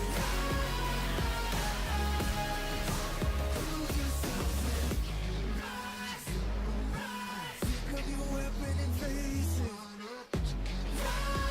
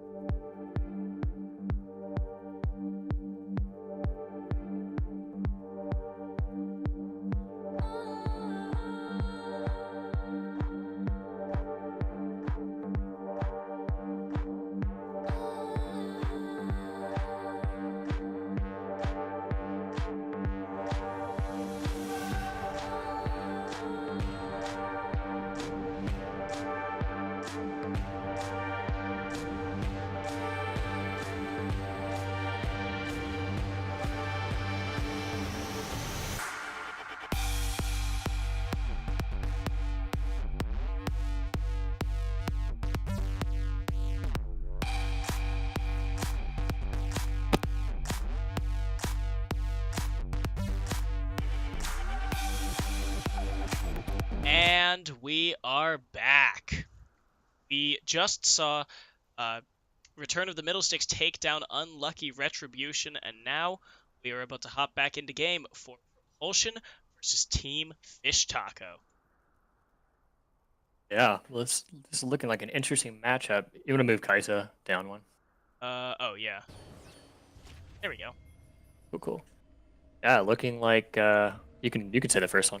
Okay, so on the left side, the blue side, we have Team Fish Taco. Wait a minute, I got my sides wrong. Uh-oh. Yeah, that's why I had you go first. Yep, there we go. So on the blue side, we do have Team Fish Taco. In the top lane, we have Azuki on Urgot. In the jungle, we have Mistress Yi playing Trundle. Meanwhile, in the mid lane, we have I Bought a Name on Kassadin. Ooh, Kassadin.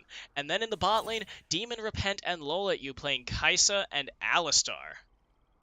What's this red side team's name? Propulsion. Propulsion Esports Diamond League. We have Moose on the Loose on Scion top, Akado on Talia jungle, Artoria and Sif on Oriana, Sad Dumb Loser and Randy Newman on the Sivir and Morgana bot lane. Sad Dumb Loser. I feel that on a spiritual level. So, Oh yeah. The interesting pick here is the Kassadin. I mean, he's not, super out of left field, but still, Kassadin, it's a fun champion, and I am interested to see how he does in lane against Oriana, who is, usually a pretty safe, just all around very middling at basically everything. And as a mid laner, I know Oriana is pretty good at bullying out, and Kassadin opted for the D shield rather than the corrupting potion start, so Yeah, he might be in some trouble if he gets chunked out. Yeah, the Doran Shield Fleet footwork is basically saying, okay, I'm just conceding lane here. I don't want you to hurt me that much. Don't throw the ball in my face that much. Yeah. And a lot of the damage here with the Oriana is going to be the auto attack, or would be the auto attacks, just because she does have that clockwork windup, meaning it's just going to be that much harder to trade with her with auto attacks.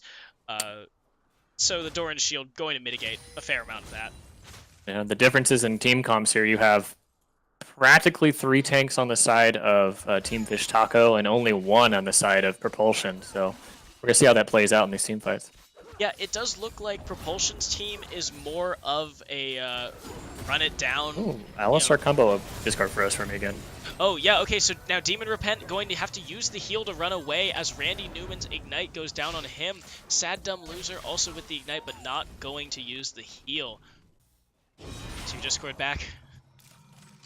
Let me try something. Well, We're good. Okay, We're good.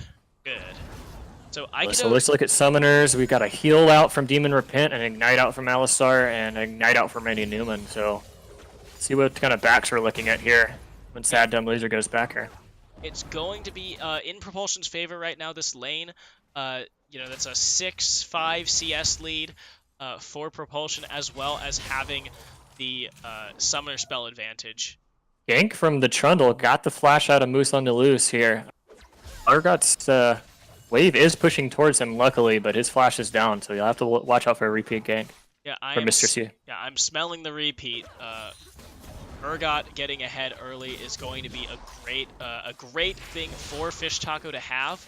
So I don't see any reason for him not to regank, because it's not like I Bought a Name is going to be particularly helpful or able to kill Artoria and Sif, even if Mistress Yi ganks. Yeah, Trundle is coming back from the repeat gank. There's no vision for Scion. He's going to face tank the Trundle, I think, here in a second. The wave's pushing away from him here. Urgot's trying to bait him in. He's got no flash. He's going to have to run for it. Gank on the Kassadin, though. We sidestepped it. It's going to be Moose Shield trying to buy him some time. I don't think they have quite the damage to take him out yet. Ooh. Moose on the Loose survives gank number 2. Yeah, and with the corrupting pot ticking, he was able to get out of there, even without his flash. Meanwhile, Actually, he's going to have to go back. Meanwhile, Azuki going to get to take all this CS, build himself a nice little lead up there in that top lane. Yep, and he played the wave smart by not hitting it during the gank, so it pushes towards him if the gank didn't work out. So Yeah. smart play from the Urgot. But as we see, I bought a name getting He's knocked got to be around. careful. Ooh. That's what I was worried about. He's Scorch is proccing, but he's got that last health pot. He just now used it. Impressive. Yeah, Artoria and Sif going to force I bought a name out of lane. He's got TP though. He's got 32 CS, so he's even. So even trade for him. Obviously, Kassadin scales out of control, so he's just looking. Oh, he's going for the tier stack rather than the Rod of Aegis. He's going for the extremely late game build. Yeah, I think that is his team's focus right now. Obviously, they do have the one easily winning lane. Urgot going to be a much stronger laner than Sion initially. But obviously with the Kassadin and then the Kai'Sa, both of them sacrificing early power in order to get that stronger late game. So that is Team Fish Taco's goal. Get into the late game and then win based on the fact that we have better champions. Yep. Wave pushing away from Kassadin. Orianna using some of her minion dematerializers. She's only down to 1 now. She must have been abusing it, trying to shove this Kassadin in. Oh, was this No, a 4? Sorry. She's got 4. 1 control. Sorry. Yeah. On my screen is blurry. An Alistar combo onto the Morgana, who hasn't used Black Shield quite yet, I do not think. Mistress Yi's here, Trundle. but it doesn't look like it's going to be for anything. So, wasted gank. But Aggressive now I play bought a from name Kassadin. 6, so... Ooh. Shockwave forces the flash out of I bought a name here with the Talia gank off to the side. yeah, as you said, very aggressive Rift Walk. He would have had that up. Oh, sidesteps into the dark binding there. Easy That's- first blood onto the Sivir. That's Yeah. troublesome for the bot lane. Yeah, sad dumb loser, now 1 kill ahead and almost 10 CS, so it's going to be a hard fight for Demon Repent to get back into this lane. He's going to have to play much safer as soon as sad dumb loser goes back to get his items. Yeah, that's a feels bad on the side of Alistar when you're looking at 2 champions who can both spell shield your thing, so Yeah. your combo. And I'm Looking guessing like the that's why they dragon picked for it. the Talia, too. Is that an Yeah, ocean drake, I believe? I didn't see it. That is an Ocean Drake. That's going to go over to Propulsion. Yeah, okay, there it goes, over to Propulsion. That's really good on an Orianna who's trying to abuse this Kassadin out of lane, so that should help her keep herself in lane while she slings the ball around. Yeah, and I bought a name does seem to be doing well for well enough for himself. And Another gank. Flash is not quite up yet, but he's going to use the ultimate great pillar from Mistress Yi, who's going to do a damage with press the attack. Easy kill onto Azuki. doesn't even need to use the fear. Oh, you better run, son. Okay, the There you red go. buff. The red buff saving Azuki. That pillar was beautiful by Mr. C. Really read that really perfectly. Yeah, great job throwing it directly in front of him, just as he was starting to accelerate, so he couldn't drift around it at all. So, good on Looks that. like a lot And of love from the Trundle onto the Urgot, just trying to get him ahead. yeah, He should win that lane by himself anyway, but Azuki did do a very good job of saving the Fear Beyond Death, so that's still available if he wants to take another 1v1 onto Moose on Deleuze. he also has TP too, and his bot lane's losing, so he might look for a cheeky bot lane TP. Yeah, the only thing you really have to watch out for there is making sure that Sad Dumb Loser and Randy Newman can't spell shield your Fear Beyond Death specifically. Yep. You know, obviously the Disdain, I believe his dash is. Obviously the Disdain can be spell shield, and that's not a great thing to have. Have your CC be interrupted. But Alistar's still got the CC, so it's not like that's really the big one that you need to hit. I'm curious if Morgana spell shields the Sivir and she spell shields herself, what takes precedence? I think it's the Sivir spell shield because it's shorter. And it's And- on the champion? Yeah, I and get it. because it's not an effect that's applied. Interesting. I don't know, maybe we'll find out. Maybe. There's a lot of trust in Sivir to say, hey, I'm not going to use my own spell shield, Black Shield me.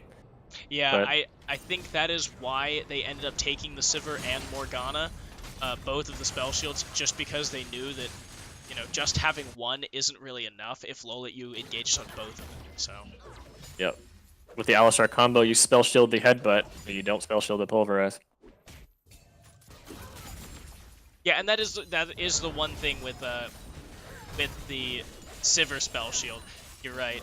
It doesn't it doesn't do both. Morgana should do both if you know. Trundle looking like a gank to the bot lane. Talia's right on his tail though, so we could see a 3v3 situation in this outer on bot lane. Might even be 4v3. Artoria and Sif is heading down as well. Roam from Orianna, who's gonna maybe spot out. They don't have a trinket available yet, so they can't see the Trundle doing his Krugs. They look like maybe they're gonna try to get a wall off behind the Kassadin if he uses his ult to clear the wave. Now with Artoria and Sif back in lane, they do. Propulsion does have vision on There's his Trundle. ult. They know where he is. Look out for the wall. Nope. Like everything is just kind of calming down now, which is in favor of blue side, who obviously wants this Kassadin to get going. Yeah, they are a little bit ahead just on CS leads, and specifically the CS lead in that top lane. Actually, both their bot lane and their mid lane down a little bit. But, actually, where is that 200 gold coming from? Urgot just changed his summoner spell. There's the combo onto Morgana, who didn't get the black shield off. The Ignite's ticking away. Demon Print has ult available. Nope, he doesn't. He's not going to use it, apparently. Just going to force Randy Newman back, use the flash. He chickened out, man. You got to go full aggressive. Yeah, it's like, what are you going to do? You only live once, right? Right, you have an Alistar there, just threw all of his abilities at him. Here comes another possible headbutt pulverize. Oh god, Sion might be in some trouble. Unfortunately, Mr. Yi is on a ward. Aikido is there as well, and has the Weaver's Wall, so that could easily turn into a 2v2, even from Krugs. Yeah, and you can see Urgot going for that later game, you know, getting the call, stacking that up. Looking at the builds here, looks like Sion going for the normal tanky build, Urgot going for the black cleaver. Pretty straightforward stuff. Trundle just finished his jungle item here, so he's going to be fairly tanky as well. I think as far as rotations, you try to see if you can get this Kai'Sa online. Getting hard shove under with Sivir. Yeah, once I Bought a Name goes back and maybe finishes that Archangel's Staff, or Seraph's Embrace or Archangel's Staff? Which one's the unfinished one? Archangel's Staff. Yeah. So once he finishes that Archangel's, I think he will be spending a little more time in bot lane. But Mistress Yi is here. Dark Binding's down, Black Shield is still up, but Akato off to the side is there to back up their bot lane. Yeah, and Aikido is there. Artorian Sif started to rotate and then did not follow it up. So I Bought a Name, got a little bit of CS back in that exchange. So he is only down a few CS. He'll actually be ahead. Here comes the wall. Alistar is off to the side. He has no flash available. He's going to have to headbutt pulverize his way out. Pops his ult. Tries to keep himself alive. Here comes a Dark Binding to see if he gets him killed. Here comes Urgot, though. He has his ultimate available. He hasn't used it. He tries to snipe out the Morgana. Morgana uses stopwatch to save her own life. Sion's in the fray. A great shockwave from, I don't even remember her name, Artori. And that looks like just a kill onto the Alistar, who had to dive in. This is the only option out. Let's see what kind of wave player they can get. They don't have a whole lot on their side. I guess they have the Urgot. Yeah, I think Propulsion is going to be able to take this. Ooh, a great knockback from Mikado. They're going to take the First Blood turrets on the Sivir. Sion interrupts the Urgot E, and Urgot gets taken down by Randy Newman. Yeah, using the Disdain to get away, not the smartest idea. There is that delay, and Moose on Deluxe just needed long enough to get the knockup. Just interrupting it was enough to kill Zuki. So Second Elemental Drake is on the side of Propulsion Esports, so... Yeah, so when all is said and done, that's going to be 3 kills, the first turret, and a second dragon. So Propulsion going to be looking in a very good spot for themselves right now. Looked like that fight was in favor of Team Fish Taco when Urgot landed a really nice snipe onto Morgana. I don't think he knew that she had stopwatch though. Yeah, and I don't think she was quite low at that point to, I don't think she was quite low enough at that point to take her down. So he did end up diving into the middle of that team and forced to run out, after using all of his stuff, so... All in all, it's Shiz's first blood turret onto, and they split it between 4 of their members there, the local gold. So it's not that giant of it. It's only about a 1,500 gold lead for the side of Propulsion Esports. And looking like they're rotating the bot lane to the top to try to get this outer top lane turret down.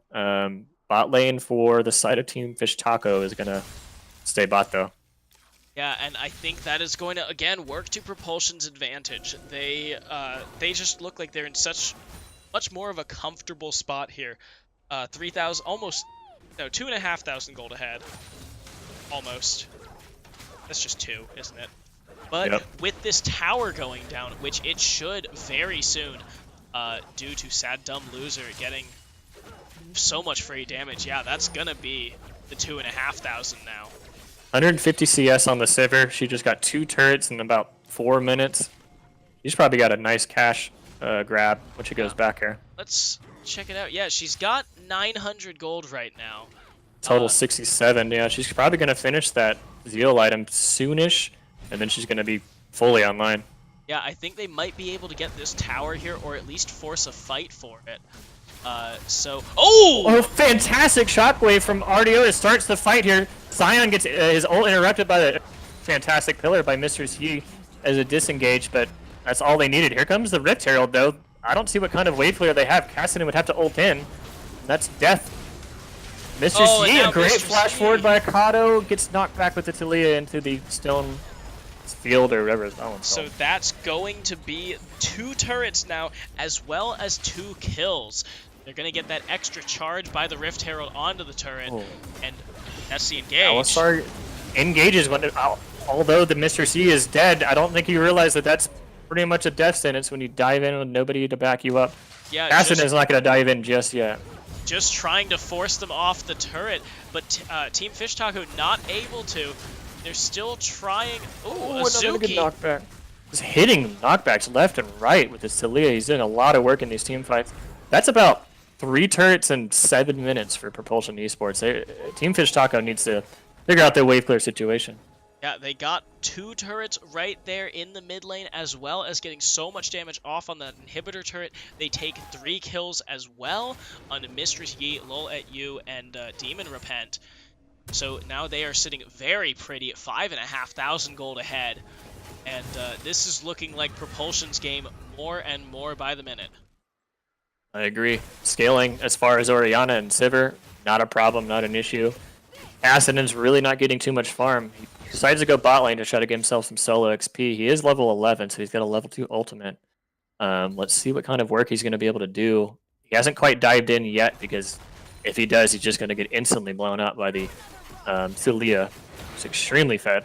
Yeah, and I do think that is the big problem here for Team Fish Taco. They've taken basically basically all 5 of their champs are diving champs. Like even Demon Repent with the Killer Instinct is going to be looking for those low health targets to pick off, and she's short enough range that that she's got to be in there in the thick of the fight anyways.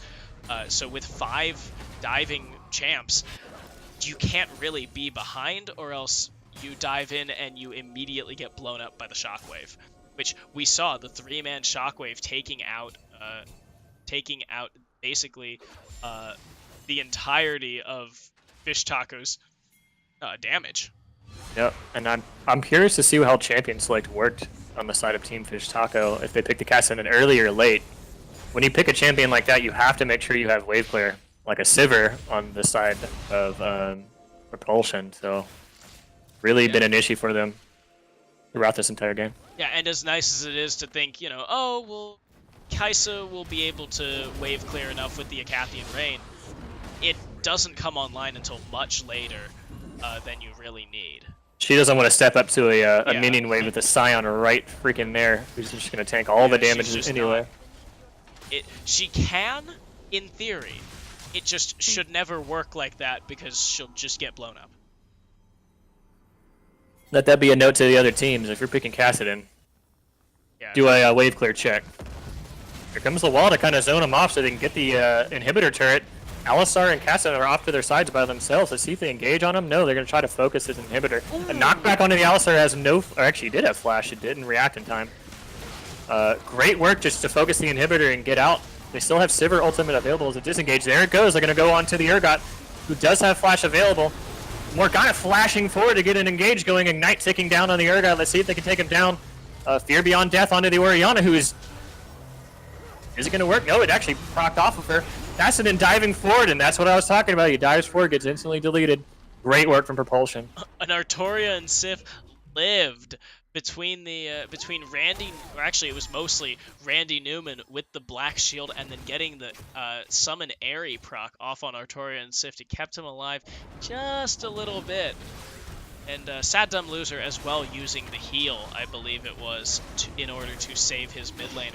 So they are playing a pretty clean game here. You know, they Weaver's walled the inhibitor turret, took the inhibitor turret, picked the support, and then just went for the inhibitor. And then, of course, chased down and had a real messy fight down there. Very, very creative use from the Talia ultimate. Zoned off the majority of Team Fish Taco, got the tower, and then engaged on the caught out support. Yeah, it was a really good placement. Zoning off 3 members and catching 2 more when those 3 members that you zoned off didn't have any way to get over. I mean, obviously, like, they had flash, I believe, but, you know, you're not going to use your flash to try and engage a fight when you're that far behind anyways. So, yep. Yeah, great call there by Aikado. Mikado. I guess that's good enough. Yeah. And as you saw, I bought a name. Finally found an opportunity to go on a low health Orianna. Dives in, just instantly demolished by the Sivir procs. Yeah. And they're going to start this Baron, and rightly so. They have all the vision, they have all the damage, and Kassadin and Kaiser are back clearing super minions. Yeah, so they don't even have their jungler there in time. That's Sivir ult procced. They're going to see if they can go on to the 2 tanks on the side of Team Fish Taco. Yasup, do an unstoppable force. He's just going to have to come to buy his team some time. Decimating smash onto Urgot. A great knockback once again from Talia. Takes out both members of Team Fish Taco. Kassadin has to ult away to save his own life. Flash forward from Mikado, who is just doing so much work in these team fights. Here comes another wall. She's looking for a quadra kill. Yeah, the Weaver's Wall coming out. She's going to chase down Mistress Yi. Not quite screw find it. him. I'll hit your Nexus. Great work from Propulsion Esports. MVP Talia. Propulsion playing a very clean game. Only Moose on Deleuze ever dying in this game. They're going to take down the Nexus, and that's going to be the win over Team Fish Taco. Akado is not going to get to play Talia. He was smurfing hard on those people. Yeah, playing very well. You know, using the Weaver's Walls extremely intelligently for Aikado. Meanwhile, Artoria and Sif basically hitting, I think he hit 3, maybe 4 3+ man ults. Oh yeah, for sure. Really good work on the Orianna, and the holding the ultimate is really, really important rather than just using it at the beginning. Yeah, so great job there by Propulsion Esports, taking their first win of the day over Team Fish Taco. They will be coming back in our final game of the day against Kansas State. But coming up next, we do have Squattobots Roll Out versus Killer Whales United. But first, we actually have a giveaway. So I have here a $5 code for the GetRECt store. And in lieu of any, like, raffle sort of random number generator, I'm literally just going to type it into chat, and the first person to use it wins it. On your marks, get set, go.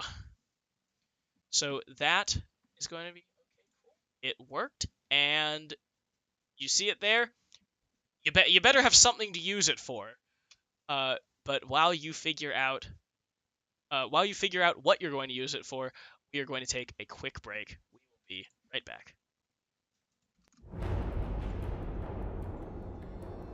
And you're muted.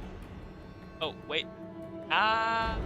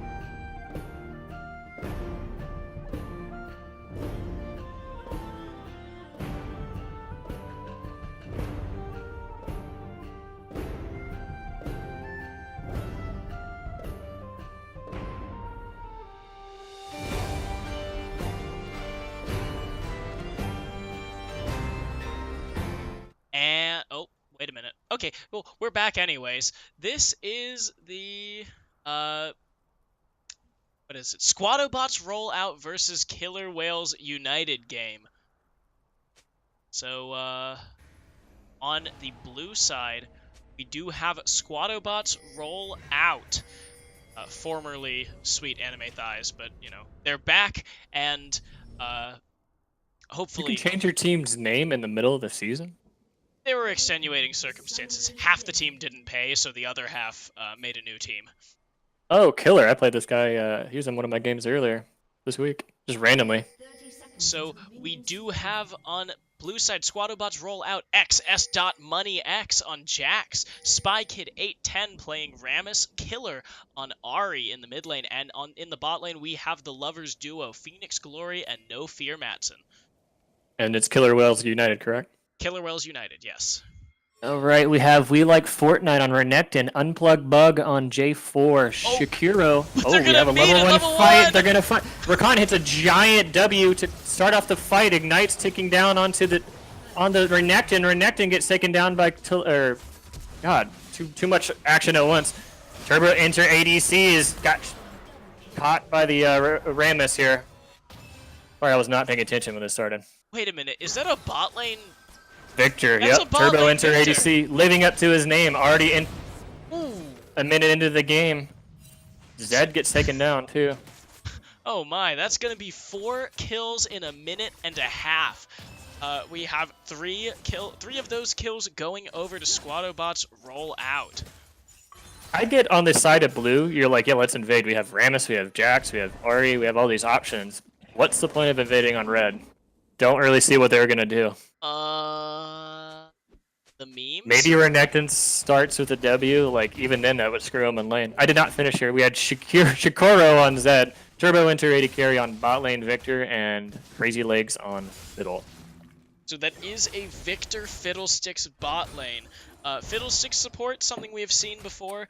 Victor bot lane, something that we haven't really. Renekton doing his classic lane bully thing up top lane. Jax is just going to have to play chill. I'm pretty sure he started Q. Means he can't really do a whole lot of trading right now. I have to imagine that they wanted, you know, they wanted the Renekton and then the Zed, and they drafted Jarvan, and then fantastic level 2, but they're level 1. I don't think they have the ability to do. Here comes a trade from Victor. He's going to have to watch out. He has no summoner spell, no summoner heal. It's ran down by the Rakan there. Jesus. Oof. Level 2 power spike on Rakan. He's not messing around. So now, yeah, that's level 2 now for the bot lane of Squadobots, and they might just be able to run down this bot lane now that. Here comes the level 3 Jax. That's a great cube. Leaps right back. Unfortunately for the side of Killer Whales United, I'm pretty sure Phoenix Glory is going to go back and buy a BF sword 3 minutes into this game. Yeah. No, actually, he's just going to get... Oh, he bought 2 longswords. Yep, You're right. 2 longswords and a dagger. So he is going for the components of, you know, the smaller components of the Storm Razor rather than the big F sword. I'm all for Mage's bot lane. I think it's fine. But you're picking that into an established 2v2 Yeah, lovers duo. picking that into basically one of the best 2v2s, especially one of the best level 2s. Bit questionable, especially with the fiddle support too. Like, I would have went with something a little bit more tanky, Leona, Thresh, Braum, anything. Yeah, but we have an Unplug Bug here. Oh, a great sidestep. He might live with that sidestep on the Jarvan EQ. Doesn't have quite enough. His Ignite's not up. If it was, that was a great turnaround from Killer. Yeah, actually, yeah, going to do a bunch of damage on the Unplug Bug, going to force him just away. That guy's scripting Killer. I'm just kidding. Literally scripting. Ban him. Yeah, he's like preemptively sidestepped. He must have had a ward. Here comes Rammus. Renekton does not have a flash from the level 1 fight. He gets the taunt onto him. Here comes the follow-up stun from Jax. Spike at 810 gets the kill. Yeah, and now the Rammus, it is an interesting pick. It's something that we don't see that much. Rammus not too great in that 1v1, in that 1v1, but really good in the early ganks. So I have to imagine the champ select on the side of Killer Whale. They picked Renekton. They probably picked Zed. Oh, hold on. They might have another 3v or 2v2 situation. Once again, Rakan just running down these off-meta picks, showing him, hey, there's a reason why this is a thing. 80 carry support. So it is 5 minutes into the game, and we do have a 2,000 gold lead already. Looking extremely bad, especially since a lot of the champions that do scale are the ones that are behind on the side of Killer Whale. Victor, Renekton. Renekton doesn't really scale, Yeah. Renekton kind of the opposite of scales. but right, he does everything in his early game here. But Zed, Yeah. he's gonna have to get something going. He's maybe the last hope as far as the early game for Killer Whale. Yeah, and even then, he's still behind. He does have an assist from that level 1 invade, but actually he does have a fair amount of CS onto up over Killer, so that is going to be his saving grace here. Yep. Yeah, look at that. He's got 200 gold over Killer. Although they're losing the early game, Jarvan's still being super aggressive into this Rammus pick. Just getting some forward vision, maybe trying to get a early Drake off.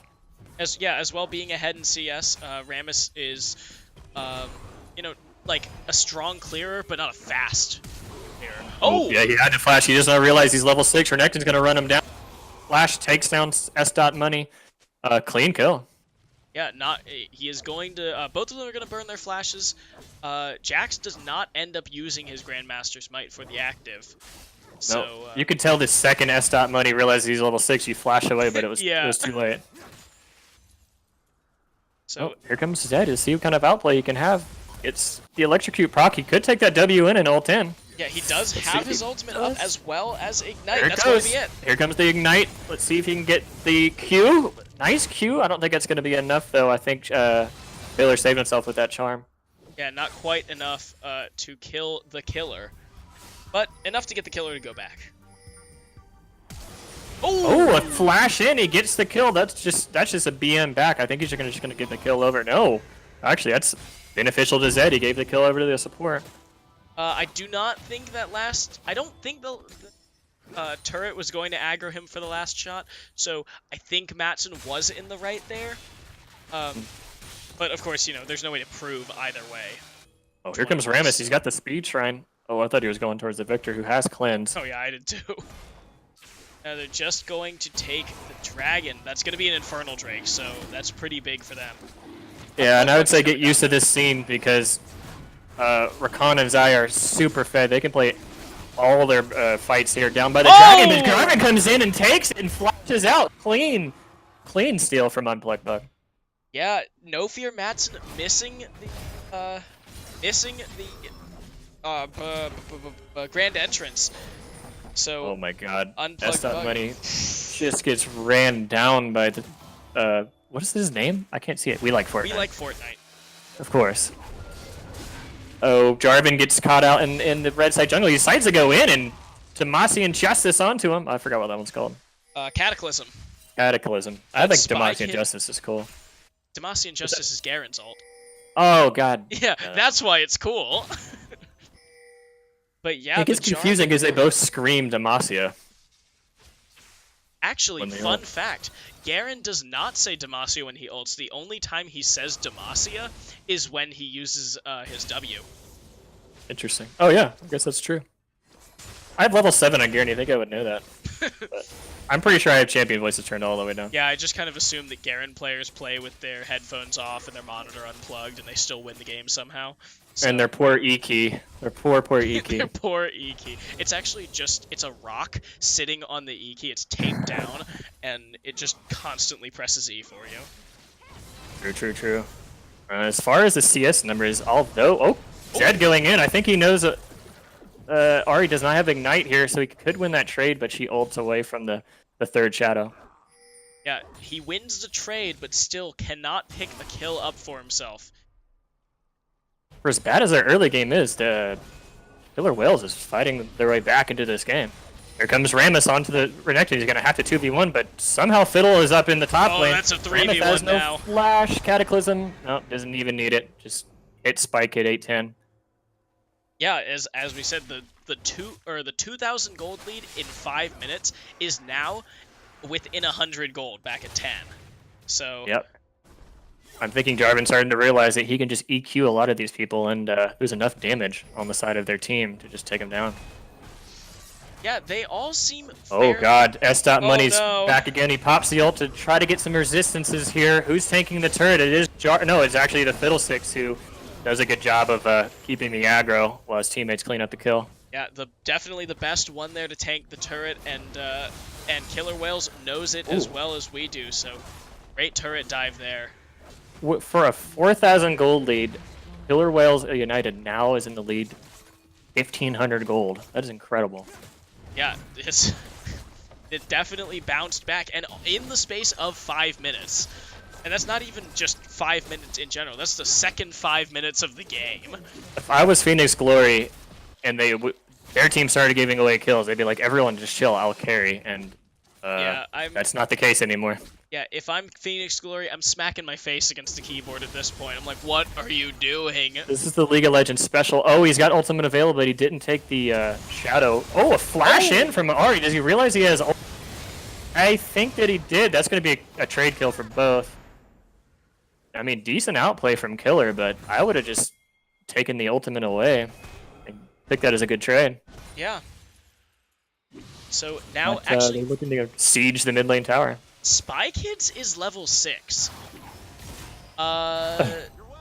He's level 6, and his bot lane is level 7. The only other level 6 in the game is Crazy Legs.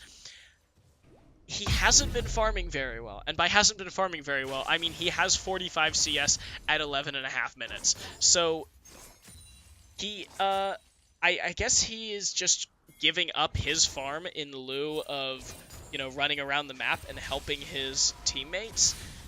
You know, except we saw that there up top, where he went to go help S.Money and ended up fighting that 3v1 and dying. So he's been having a pretty hard go of it this game. Yeah, if I were to give advice in the moment to SRO, they just need to chill out, let the minions come to them. They have a fed Xayah, just fight around her. But S.Money continually shoves up this lane and he's gonna get caught out. Yeah, and the problem there, like, they do have a fed Xayah, but you know, their solo lanes are both fairly weak. Their jungler also weak, down only 2 levels now. Down 2 levels on the enemy, so that's going to be a hard fight for the rest of the team. They're going to have to work around Phoenix Glory. Fortnite did get a 3-man gank, but he also got a clean solo kill pretty early on. He's going to have to 2v1 here. He hasn't popped the ult yet. There it is there. He's going to have to blow the full combo onto the Ari, who ults away. Rammus doing his best. He gets out clean. He has 3 levels on both the or at least the Rammus. Making enough to live. But now S.Money having to 1v2 of his own. Oh, no. Not with that death mark doing a lot of damage. Rakan did very well to keep his top laner alive. Now the chase is on. They're going to look for the Jarvan, who has a couple of kills on him. Try to give him over to the Xayah. Xayah flashes forward. Doesn't realize EQ can... Oh, continuing the chase. S.Money gets turbo-inted by turbo-inter. Yeah, it seems like S.Money is turbo-inting now. Not turbo-inter. He is Don't change your name, please. Oh, that's the flash forward. Flashing forward on the flashless Renekton. Fiddle doing his best to keep his top laner alive. Here comes the Fiddle ult. It's going to get both here. Crazy Legs with some crazy moves. Gets taken down by the turret, but I would say hashtag worth. 2 kills onto the Fiddle. The double kill, he does get shut down by Killer, but it's a 450 gold shutdown, so still 150 gold in KWU's favor there. They are now 2.5 gold ahead, sitting at 14 minutes. So they are just building this gold lead back from where they were. It's a 4,000 gold swing over 15 minutes at this point. Zed in some trouble here. He's got the shadow available. I think he'll be fine. Xayah might try to run him down. Nope. Zed's like, I got 3 levels on you, bro. Get away from me. Yeah, I've got 3 levels and a Ghost Blade. And as well, Phoenix Glory does not have ultimate, so that is going to be a hard one for him. Oh, S.Money. Body S.Money. There, but unfortunately, Jarvan said, why are you hitting me right now? You are 0-5. No damage item. Yeah, S.Money seemingly just overestimating the amount of damage, the amount of impact that he can have right now. You've just got to go back and do those Jax things. Just push it down top lane for 25 minutes, get 3 items, and then come out of the top lane and kill everyone. Right. Here comes the Rift Herald onto the mid lane turret. Should just be a charge gone. Let's see what kind of counter engage that SRO can get. Yeah, the Squado bots, they seem fine as a team. There goes Renekton. He hasn't ulted yet. He gets taken down by the Rammus's ult. Oh, the Fiddle sticks Crow in the back. Did a ton of damage to the bot lane of SRO. Oh, here comes Jax again. He's just forward thinking. He doesn't want to farm. He just wants to fight. Level 9 across the board for SRO right now. They really need to split up some of this XP. Yeah, SRO has been doing pretty well as a team together, you know, aiding each other, helping each other out in these fights, and the ganks and teamwork have been pretty good from them. But individually, it seems like their solo laners are kind of faltering. Killer, obviously against the Zed, that is a hard one to win, especially since Unplugged Bug came in so early, and then Zed did end up getting the kill really under that turret. But S.Money is now 0-5, ganked twice, I believe. But the other ones, he has been way too aggressive here on his own. Right, if he's going to have that playstyle rather than farm and get split push items, I would just build that Phage into a Black Cleaver and go full tank and just be a stun bot. Yeah. At this point, if you're going to have that playstyle, that's fine, but yeah, commit to it with your build. If you'd rather be utility focused, then be utility focused, but don't keep dying with a damage build when, you know, you're playing utility. Correct. And I'm amazed at the turnaround from KWU this game. They were so far behind early game. They have 2 Infernals. They got a Victor and a Zed who have some kills on them, and they're going to scale pretty well into the late game. I just heard the Zed ult go off. That's going to be He's on to the Ahri, but he dashes away. Doesn't have another dash available. Victor uses his cleanse to get away from the Jackson. A good flash into it. Here comes the Fiddle onto Killer, who has flash available, but not enough time to save. Here comes Phoenix Glory, though. Gonna chase down Rakan. Ultimate available. He's gonna go onto the Fiddle. Let's see if they get the kill over to Phoenix. They do. Flash forward onto the Zed. Phoenix Glory gonna pick up another kill here, too. Oh, nope. Rakan's ult, or Ignite, steals away. Yeah, so that's 2 for 1 across the across that space of time. Killer going to go down, but after all of their cooldowns are down, Crazy Legs and Shakura having used their ults, it's going to mean that that Squadobots roll out are going to be able to take down 2 of those 3 members that were left in the bot lane. But you have We Like Fortnite and Unplugged Bug both pushing waves into the tower. We're seeing them, even if they're not winning in these individual fights, they are winning across the map. Too many members of Squadobots are having to go somewhere, sharing that gold, sharing that XP. And I hate to say the phrase jungle difference here, but there is a massive jungle difference between Unplugged Bug and Spike Kid 810. He's about to get Flame Horizon by a Jarvan, so... Yeah, Spike Kid 810 is still at 67 CS at 18 minutes. That... I mean, that's honestly inexcusable. Even for someone like Rammus, who is not concerned with clearing that hard. You don't have to farm that hard, but you should have more than 66. Unfortunately, Unplugged Bug is going to get Ice Spy Kid, so jungle difference there. Yeah, jungle difference. Lol. Eat my words. Hey, that's a good shutdown for the Rammus. That'll make up for his lost farm. Yeah, he has got 2 pretty big shutdowns this game, so... Yeah, if he gets tanky, I mean, he'll be a pretty good front line, especially for the Xayah, who's just going to sit there and hit whatever is in front of her.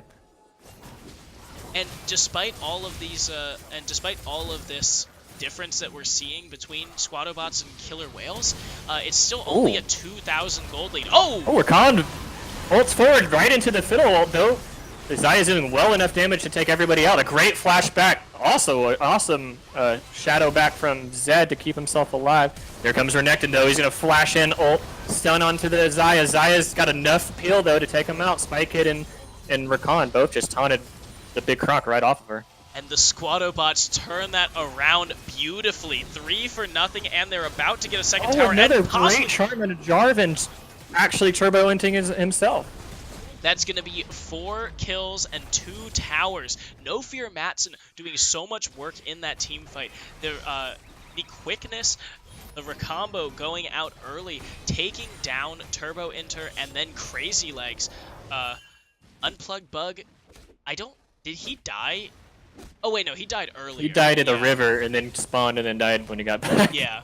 So really it was like 5 kills, but yeah, taking down Turbo Inter and Crazy Legs so early. Phoenix Glory immediately using the Featherstorm against Shakura's ultimate. Easy with the spoilers in the chat. Easy. I don't know who won. So, Sorry to say that. Yeah, so it seems like No Fear Mason is playing out of his mind right now. He does a Xayah check. Xayah's next to me. I'm going to hit the go button here and taunt everything around her. So yeah, I mean, he's in playing general, really well. This duo just doing so much work together. Phoenix Glory providing so much of the DPS that allowed them to take down the members. Oh, but Killer! Killer does ult out. Great reaction time. Oh, here comes a... Oh, ults back in to see what kind of charm she can get onto the Victor, who does have cleanse available. A great Crow tears through the entirety team of SRO. They have the inside track on mid. Let's see if they ignore Dragon or go towards the tower. Yeah, it is a Cloud, but it will be their 3rd Dragon of the game for Killer Whales. So, if they can make that, they could make this a 5-Dragon game. They could easily make this a 5-Dragon game. The pace, 21 minutes. The Dragon's up in another 5. So, yeah, they could easily.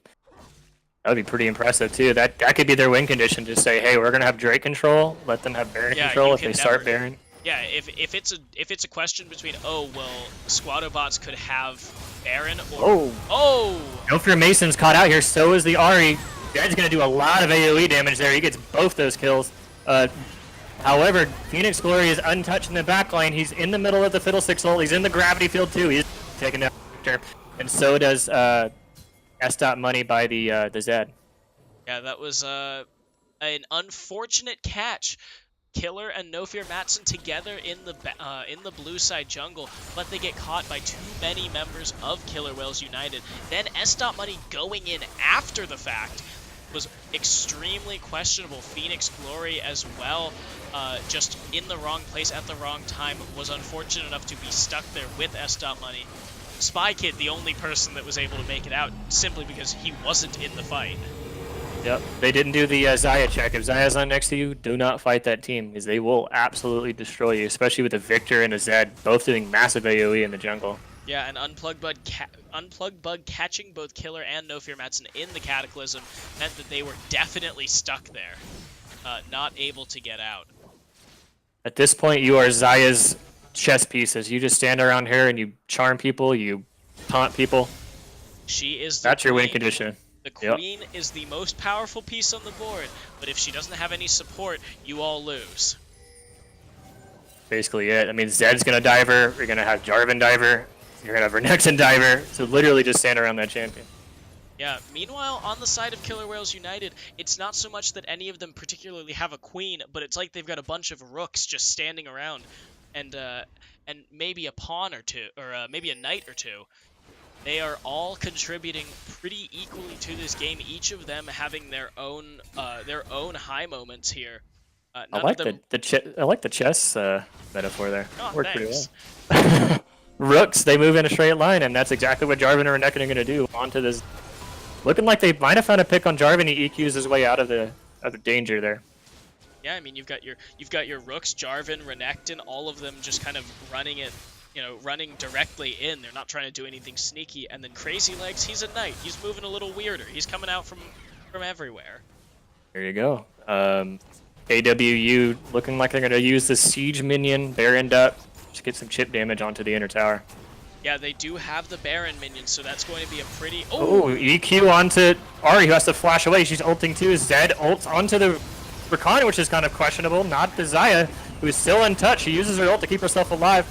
Gets the kill onto Fiddlesticks. They're not focusing the Xayah right now, and she's doing a lot of damage, and you can see it in that fight.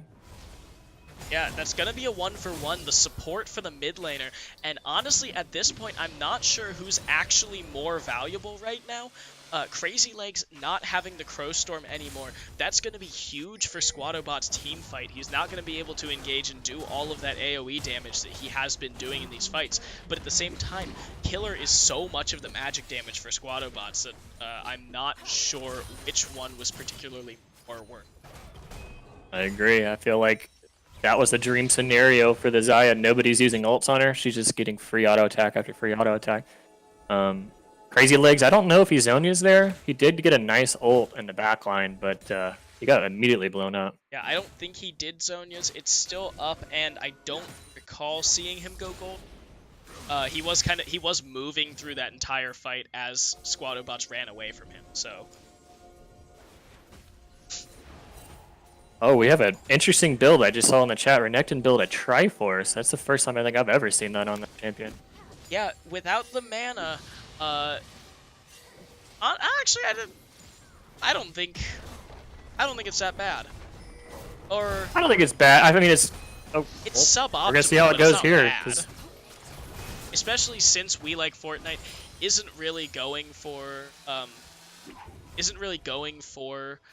that 1v1 sort of build that a lot of Renektons go for. He is going, or at least he's team fighting more, so he should be going for more team fighting, team assist build. I think the Triforce does. It's a great split push Yeah. item. It costs $4 grand when you could have got a Black Cleaver Yeah. and a Guardian Angel probably for around the same price. Here comes Turbo enters, living up to his name once again. He gets Recon ult. The Recon ults both Victor and the Jarvan. Jarvan finds his way out of there though. Here comes Ari. Flash away from Jarvan to flash away from the charm. Recon gets him with a nice W. He EQs again to save his own life. He's EQing left and right to save him. Here comes Renekton though. He's gonna W onto the Xayah, who has to flash away and ult. Jarvan with a fantastic catalysm onto the Victor and Fiddlesticks AoE. An absolute ace for SRO, or no, KWU. Great fight from the Jarvan, great re-engage. Yeah, and it's not an ace. S.Money is still in the top. Oh, I forgot he was in this game. I'm just kidding. I'm just kidding. I mean, I'm not trying to flame you, S.Dot. At 0 and 6, S.Money is not really doing all that much for his team right now, especially when he's on the other side of the map. But he is running down Shikoro, who's going to be forced to flash away. His team, however, lost 4-1, so they're going to lose this bottom tier, this bottom inhibitor turret as well as the inhibitor. Yeah, a lot of towers taking a lot of tower gold over to the red side of KWU. They're going to hit a lot of good power spikes here. Looks like Zed's going for Black Cleaver. You got Victor on the Lich Bane. I think it's about it at the moment. No, you got Jarvan going for the full lethality build too, so not even tank Jarvan. Yeah, he is building what looks to be Duskblade, or is it a Yumu's? I'm not sure which one's better on him right now. Probably Youmu's. Yeah, he does have the Triforce, so, you know, he has. Yeah, they all should Triforce. just go Triforce. Victor Triforce, Fiddle Fiddlesticks Triforce. Triforce. Why not? And this is what we're talking about, the Dragon control. They've got it on spawn. Yeah, so they've got. Might have enough time to get one more before Elder. Yeah, they do have enough time. That's the last one going to be the third Infernal Drake of the game, possibly the third Infernal Drake of Killer Whales United's to take. Looking like they're making a good call. Zed's going bot lane. They're engaging onto the Rammus. Cataclysm onto the R, who dives in, dives out, dives back in, and dies. Rammus is going to try to get the kill onto Victor, who gets the power exchange, or whatever the thing's called. Get the shield. The power siphon going, actually just going to kill him thanks to the auto attack. Yeah, he Lord Mill. Yeah, I'm pretty sure he was dead anyways there, but now... Honestly, I don't know why they're not looking towards Nexus right now, because there's one tank down, a useless Jax. They could even look for... Yeah, they've got a minion wave coming in, but with Phoenix Glory still up, I don't think they want to throw away anything right here. Yeah, Shikoro is going to be... Shikoro. Recon ulted in his face. That's deserved, sir. I'm sorry. Yeah, he just kind of stood there, daring them to go in, and then And Nofir Matson did. It was... For Recon, he was ulted pretty well throughout this entire game. I wouldn't really be in him, but hey, I think he learned his lesson. Yeah, as well, he has what looks like 30% CDR right now, so that quickness is going to be up fairly soon in probably less than a minute. They're down their assassin right now. They could look for... Oh, here comes Renekton going onto the Ari, who has to ult away. They're going to blow a stopwatch on the Renekton to keep himself alive. He pops his ult in the backline. Fiddle is in the backline inside the Cataclysm, doing damage to both Rakan and Xayah. Let's see who's left. The Stasis. Ari, he uses Stasis again to keep herself alive. Flash away. Charm goes wide. Free Baron for SRO. I don't know why they don't go in. Or KWU, I apologize. Why did I go in? That's going to be a free, a full ace, clean ace, 5 for nothing, and it looks like they are just going to go to end it here. All of them running it down mid, bringing the minions with them. They've got a super minion wave pushing in, and they're going to take the second Nexus turret. It's a Bear Nexus. KWU coming back after their name change and taking down the other name change team. That's going to be the win. I feel like all 5 of them played the early game terribly and then came back and got themselves back in the game. Credit goes to Unplugged Bug, who had some really good ganks. Went full damage, so that way when he ulted the Xayah, he could do upfront burst and keep her irrelevant in these team fights. Yeah, a very messy game. You know, despite winning, it was a very messy game for both sides. So let's see if Killer Whales United can clean their play up a little bit and bring this into possibly playoffs. So that was the 4th game of the day. We're going to take a very short break and then come back with Landsneck versus Oklahoma Good Diamond Rush. We will be right back.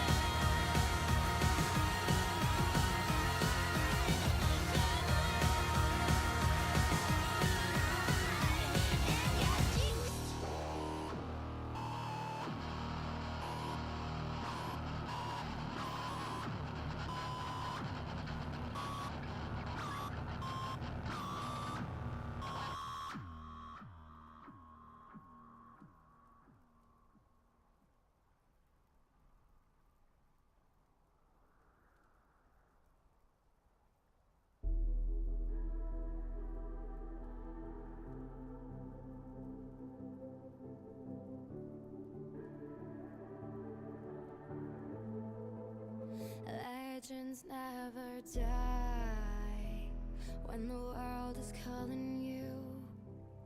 Can you hear them screaming out your name? Legends never die they become a part of you. Every time you bleed, far reaching greatness, relentless, you survive. They never lose hope when everything's cold and the fighting's near. It's deep in their bones, they'll rot into smoke when the fire is fierce. Oh, pick yourself up, 'cause legends never die. When the world is calling you, can you hear them screaming out your name? Legends never die. They become a part of you. Every time you bleed, far-reaching greatness. Legends never die. They're written down in eternity, but you'll never see the price it cost. The scars collected all their lives. When everything's lost, they pick up their hearts and avenge defeat. Before it all starts, they suffer through harm just to touch a dream. Oh, pick yourself up, 'cause legends never die. When the world is calling you, can you hear them screaming out your name? Legends never die. They become a part of you. Every time you bleed, far-reaching. All right, we are just going to jump right into the fifth game of the day. This is Landsneck versus Oklahoma Diamond Rush. All So- right. Can you hear me? Yep, I can hear you. On the blue side, we have Landsnake back for another game on Mechanical Reaper on the Shin. King Yeetloaf on the Shaco. Vito Torchic coming in from the bot lane back to the mid lane on the Diana. Karamat on the Isa, and PB Doughboy on the Thresh. Meanwhile, on the red side, we have Oklahoma Diamond Rush, OGR Silverhammer in the top lane, playing Maokai. Meanwhile, we have Mowgli in the jungle on Zac, Dr. Giggles, X3 playing the Irelia mid, and in the bot lane, some interesting picks here. Veffy-O playing Quinn and Hayabusa Taicho on Zillion. Yeah, that's going to be Zillion all game. To me. Interestingly enough, I thought Silverhammer was support. Yeah, Silverhammer usually is the support, which this is very interesting. And we have Rito going into the mid lane now. I'm not sure what his main role is. Yeah, Torchic, I think he was originally... He is an ADC main, but he has been playing mid a lot for Landsneck, and every once in a while he goes back to the bot lane. So he's kind of just a flex role. I'm excited to see. I've been wanting a Thresh all day long. I have the urge to see some hooks, so hopefully PB Doughboy can satisfy my urges here. Well, you heard that, PB Doughboy. You gotta satisfy this man's urges. I need some hooks, man. I need some spicy hooks here. And you got two super squishy champions right in front of you. Be his hooker, Doughboy. Looking at the matchups here, I see Diana into an Irelia, which is questionable because Irelia generally wins these melee matchups. Yeah, this is going to be an interesting one because, I mean, Diana pretty weak until 6 when she gets that Lunar Rush, but Irelia usually quite good at abusing... Oh, a steal on the side of Shaco takes the red buff, but I think the red buff is getting traded back on the bot side. Here comes the hook here. Let's see if he can get the Destiny. Oh! He predicts the flash from Zillion. That's what I'm talking about, PB Doughboy. PB Doughboy, you have delivered! That was a phenomenal prediction, too. I thought they... Okay, he flashes forward onto the Quinn, who still has flash, though. Oh, he didn't predict that one, but that's okay. He got the flash out of it. Zac with a point-blank E. Not sure why he was that close when he used it, but got the flash regardless. Yeah, level 2, that's still a pretty short range on his elastic slingshot, considering that's only on rank 1 most likely. So Mowgli probably needed to be that far up. Really? Torchic, on the other hand, the Diana is doing pretty well so far against Irelia. Being able to push her in, having that passive, being able to get the passive off pretty reliably rather. Thanks to the fact that they're both melee, and the shield being able to pop the Here comes Hail the repeat Cascade. gank from Zach though, and Irelia is pretty low. She's gonna get taken down by the ignite. Let's see if they can get the return kill to Diana. I think they will. So Zach gets the kill. Trade in favor of red side, I think, with the assist. Yeah, with the assist, the gold definitely goes over to red side. But I think Torchic will have a better time against Dr. Giggles now, and unless Mowgli keeps coming back, I think Torchic will actually be ahead in this lane due to the fact that he did get 150 gold extra. And he went with the, I believe that item's called Ether Wisp or something like that. Ether Yes, Wisp. the Ether Wisp. It's going to He's be I some. think he's maybe going for the Lich Bane. Yeah, that is most likely going to be a Lich Bane. Unless he's going Spooky Ghost. He could be going Spooky Ghost, could be going, oh wait, I suppose Ludens doesn't build out of that anymore. So. Looking at the other matchups here, Zach's going to try to get as many early ganks off, just like Shaco. Here comes Thresh, though, with another hook. Let's see if he gets... Oh, he gets the Zach, interrupts the E. He takes the Q, though, which is questionable.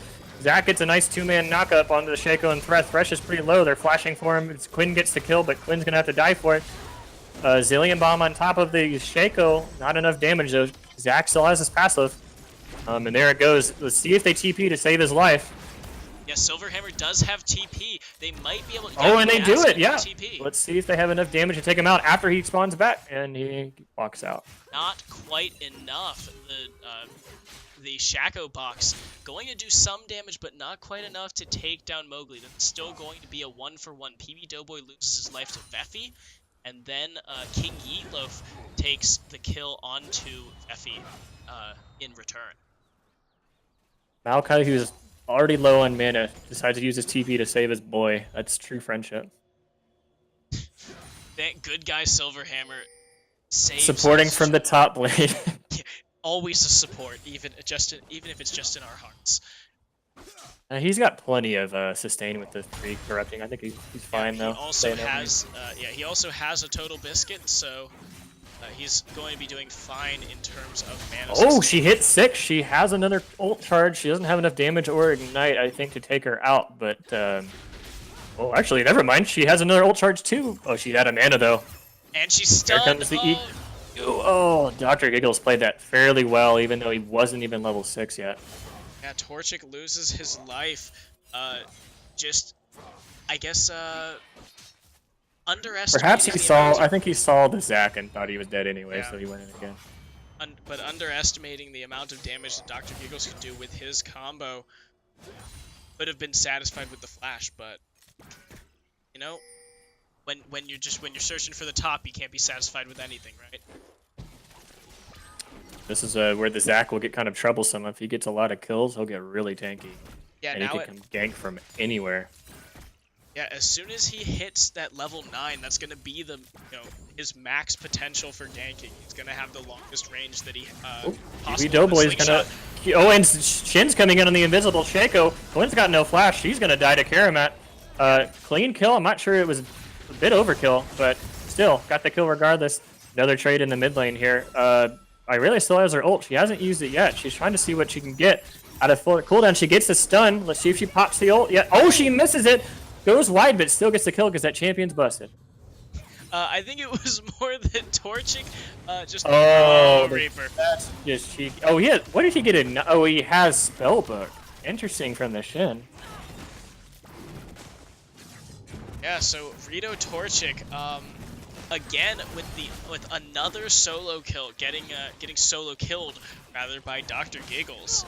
So and this is my opinion, I despise champions that if you miss your abilities, you can still get a kill, and he shanked his ult hard. He shanked his ult hard, but he was already pretty ahead of Torchic in the first place. That's true. I think that Had to one's probably acceptable. max Irelia passive stacks. I get it. Yeah. Kill. You miss your ult and you get a kill. Something needs to be balanced. That's just me. Just me. Still though, clean kill. He's got a nice CS, about even CS in the mid lane. Diana's still going in. He's looking a little tilted, but oh, he's getting some good damage off on the Irelia. Yeah, so, I mean, and despite the fact that Torchic has died twice now to Dr. Giggles, his team is ahead 2,000 gold thanks to the bot lane presence from Karamat and PB Doughboy, as well as a gank from Yeetloaf. And this is where you see the Quinn pick kind of be a little questionable because she scales okay, but she becomes a roaming champion. Like, you want your bot lane to roam, and here comes Thresh. PB Doughboy gets the hook onto Zilean. Karamat takes the ult in, gets a free kill on Zilean, who does not have ult, or he did have flash available. PB Doughboy just flashing on him down here. Yeah, and Doughboy styling on him. making sure to lead Veffy. Very smart, since Veffy could, using the vault, actually would put himself behind where he was. He needed to flash over Doughboy in order to make distance between them. So very smart by Doughboy. He's playing who great still has so far. all of his corrupting pots left. A great flay on Pee-wee Doughboy onto. He gets away from the ultimate. They're pulling a lot of damage for the Thresh and ignoring the Kaisa. Dr. Giggles is in some trouble underneath mid turret. Is it going to be enough to kill him? And it is. He gets the return kill. Gets the shutdown gold as well. Favorable trade, but he's getting some chip damage on the mid lane turret. So now Torchic is actually in a worse spot than he was before. He gets an assist, but Dr. Giggles gets shutdown gold on a 2-kill Yeetloaf. So he's actually behind a full 300 extra. Obviously, that's still good for Yeetloaf. You know, getting a kill is always a good thing. But oh, Torchic. Torchic wow. Instantly procs the passive on Zac here, and he's got the Shin right in front of him too. He's gonna get a free kill. Which Shin also got interrupted by the Malachi because Torchic's by himself. Failed flash from Zac. He's got the Zilean passive too. He's revived twice now. There might be a bomb on top of Torchic. He might be dead too. Oh, he's gonna get roamed on by the Quinn, who's facing a Thresh. He'll take the blast cone to safety. Yeah, it looked like Reaper and Silverhammer were duking it out during the Stand United. Silverhammer interrupted Mechanical Reaper's teleport. Oh, Silverhammer, you're playing the game now, dude. You got a Shaco in your face. Can he get his way out? Do they have enough damage to take him out? Here comes the kitty cat, saves his life. He's got his passive available if he gets a hit on him, but unfortunately, if Reaper has a taunt, he's gonna take him out.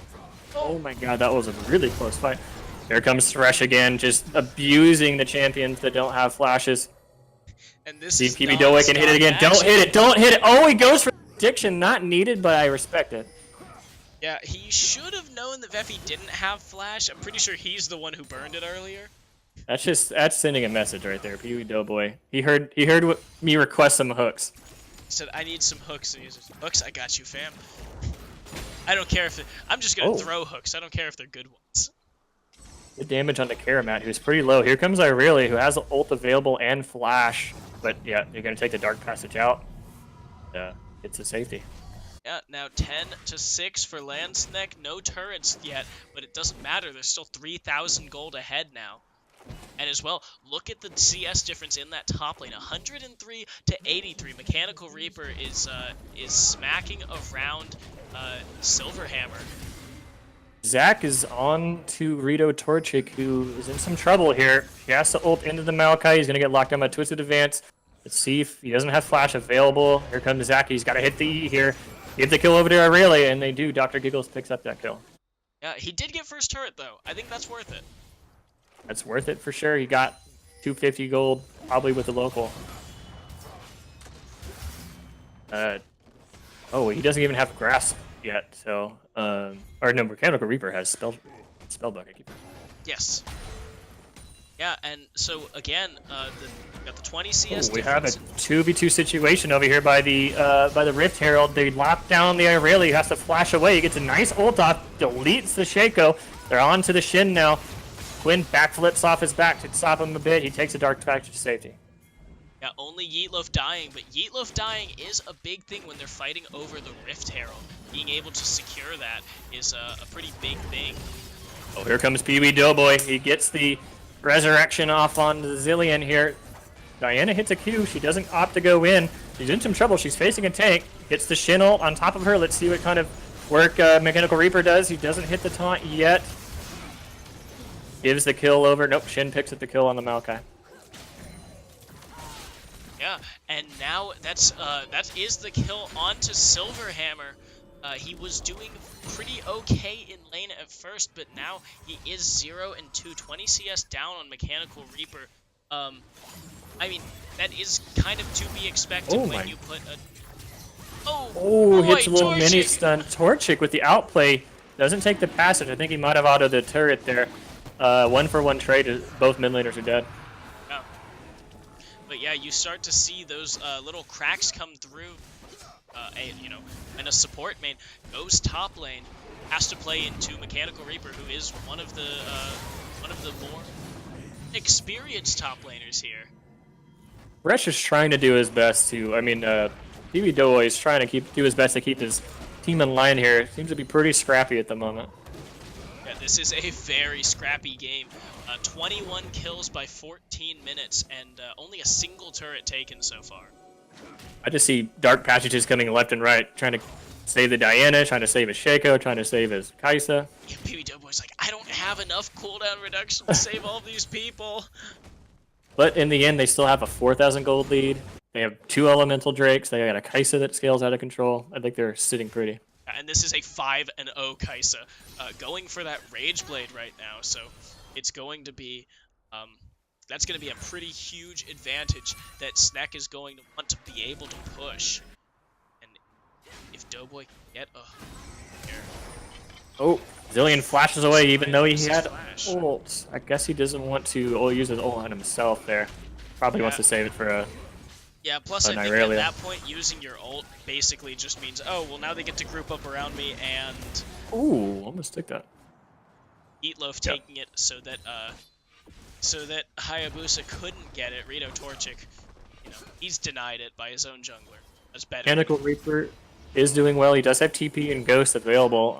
There could be a skirmish in the top lane, but he's doing well to split push. Yeah, Reaper does not have Stand United, so he will not be able to... Yep. Zach goes in, gets instantly flayed by Pee Wee Doughboy. The Zillion ult's on him. Irelia just goes in and deletes a 5-0 Kaisa. Their main carry is dead. Let's see what kind of fight they can get out of that. Great work from Irelia. Yeah, Mechanical Reaper ended up coming with the teleport. Oh my god. Mowgli, though. Mowgli, though, doesn't quite know how to charge that ult, but it's okay. I think he's going to live with this passive. They're ignoring him from now. They're going on the Zillion. Oh, a hook from Pee Wee Doughboy says, no, I didn't forget about you. Oh, but he gets out with a full charge E. Pee Wee Doughboy's tracking him down. Hook goes wide. The E is 4 seconds away to... Oh, runs right into a Diana. Torchic going to take it, so that is a 1-for-1 in the end. Karamat and Mowgli both going down. Karamat now going to stop Silverhammer in the bot lane while his dive happens. Here. Shin gets an instant 2-man taunt. It instantly deletes the Zillion, pops the stopwatch just to make sure not to tank too much of the turret shots. And then Kaisa's going down to respond to the Maokai free turret for Snek. Yeah, and Veffy can't do anything up there. 1v4 doesn't go well for an ADC. So that's Things are getting good.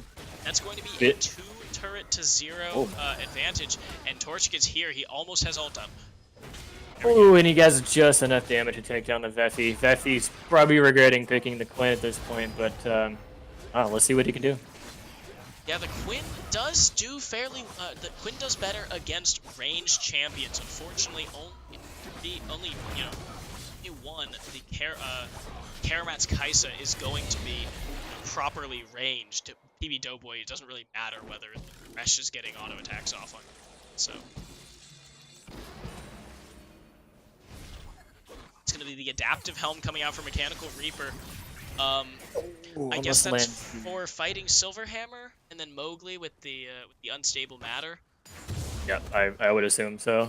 Oh, and the bombs, obviously the bombs. Thing for us. Oh, we're good. Yeah, on the side of OGR, I think their win condition is, you saw it there briefly in the top lane when they were diving the outer, where Kai'Sa just got absolutely demolished by the Irelia. They have to fight around that champion. Wait for her passive stacks to get high, just dive her. Yeah, this is a sort of like at this point they are playing on the back foot. It is a shutdown Kai'Sa sort of game, but Rito Torchic is getting stronger despite that slow start. Ooh. Shin ult and a Dark Passage used to save Torchic. A lot of ultimates burn just to get a red buff here. Yeah, See if OGR turns this fight around. That Stand United is going to be on a fairly long cooldown now. I'm not sure how wise that was with BB Doughboy so close with the Dark Passage.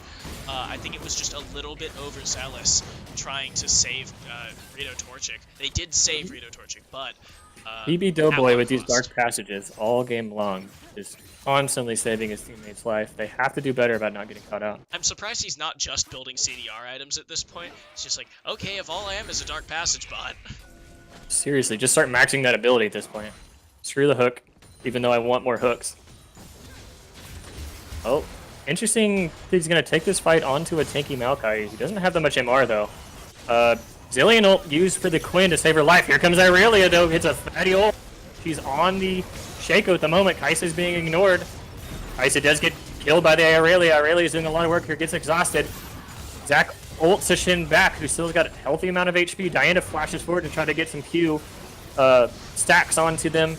Does kill Dr. Giggles. Dr. Giggles is down. Maokai gets a shutdown on Diana. Yeah, so it's going to be a 2 for 2. Actually, it seemed like so much more, but a 2 for 2 is all it's going to be. The jungler and mid laner, or the mid laner and the ADC. They are... OGR did capitalize on that win condition to kill the Kai'Sa. They did do that, but Rito Torchic, as I said, is getting a little stronger. So he was able to jump in and take down Dr. Giggles, dying himself. Shin is just tanking so much damage in these fights. He's 6-0-2. He's having a great game. He's split pushing. A couple of these ults have been a little questionable, but he's hit some really nice taunts as well. Yeah. Let's see if Reaper can continue it. He does have 2 full items at this point. 1 armor, 1 magic resist. That's going to make him so much harder to kill. There's no very obvious, like, oh, well, this is how we killed him. Because with both a Zac and a Maokai, you're down to 2 ADs and whatever the zillion bombs do on half an item. So it's much harder for this team to just say, oh, well, you know, this damage dealer has to focus down this person. This is where Mechanical Reaper, really, he should be building more armor, magic resist, just because of the fact that, yeah, Silverhammer and Moon do damage because they've got scalings and base damages, but the real damage is going to be coming out of this Irelia, out of this Quinn. Yep, and I would imagine that Kindle Gem is probably going to build into a Knight's Vow. Oh god, here comes Rito Torchic. He's getting a little caught out. He does not have flash available. Ult's just coming up. Let's see what kind of return kill he can get. He tries to get one onto Quinn, but they're going to just 3-man him down. Oh, and there it is. The second ult charge takes down Veffy. See if he can get out. He's got a zillion bomb on his head. Dr. Giggles gets the kill. Shin, super tanky. They would have to spend an hour trying to kill this guy. Yeah, he's going to get a kill. Takedown. Oh no, the Zillion ult saved her life. Not sure what the interaction was there. Why did he hop up? Not sure. He's going to die to the turret, though, not looking at the turret range or the minions. Kai'Sa, can he get the kill onto Mowgli? And he does. Kiramat with a nice shutdown under the Zac. Oh, failed with the E-flash onto Shin. Oh, and meanwhile... And Silverhammer was not able to complete his teleport. Meatloaf took down the turret before he could complete it. So... that was 2 turrets right there by Yeatloaf that OGR just gave right over during that fight. I mean, you were completely right about the Diana doing so much upfront damage, not letting the Quinn get to play League of Legends. Yeah, so now I think their win condition has changed. It has to be smash them so hard in a team fight that they can't split push. Mechanical Reaper going to want to split push. Eatloaf also going to want to split push. Rito Torchic can basically solo kill anyone. Yeah, seriously, just all he hit was a second Q and she had half health and she still died. No MR on the Quinn. Zillion's not going to really save her. Most of the time she's going to be way too far up. The Zillion not behind her. Yeah, now look at this. It is a 9,000 gold lead for Landsneck now. They're going for the Baron, and it should be a fairly easy take. Moat is not quite in range, and they might be able to burn it down, especially if PB Doughboy makes sure to run interference here. Yep, it's just going to go down. Yep, you're seeing the Kaisa stack just stacking on that Baron Asher 3-4 times, and that thing just disappears. They don't even have a Mountain Drake, and they took that in 45 seconds. Yeah, and even though they don't have a Mountain Drake, they do have 2 Clouds and an Infernal. This makes them so much faster, so much more powerful at 8% AD and AP. They're going to be able to push and fight, or they're going to be able to rotate and fight, rather, much better thanks to these 3 dragons that they have. And with nothing left else on the map except for turrets, they're going to just try and push it into the base of Oklahoma Diamond Rush. Yeah, Shin, so tanky, just sitting on a ton of tank stats right now. He could probably tank 3 or 4 members at one time. Diana going in, she doesn't have an ult charge out, but here comes Shin to save her life. Dr. Gills doesn't have flash yet. She's going to get taken down underneath her tower. Pee-wee Doughboy's in some trouble. He got dived on by Zach. Here comes Karamat, though. It's a nice Q onto the Quinn. Pee-wee Doughboy decides not to take that Q and lets his AD carry die. Here comes Shaco. He did a little damage onto Zillion, takes him out. Oh god, my thanks for us. And now we have Torchic coming in for the backside. That's going to be the double kill for Yeetloaf. And now Silverhammer is on the run as Yeetloaf gets a triple kill. That's probably going to be game. Death timers are 10, 20 seconds on the side of OGR. Really well played on the Shin. Had some really good ults to rotate around the map. Sheko played well with the split push with the Rift Herald to win the bot lane. And then Diana coming back from 0-2-0-3. Make it 8-8-8, sorry.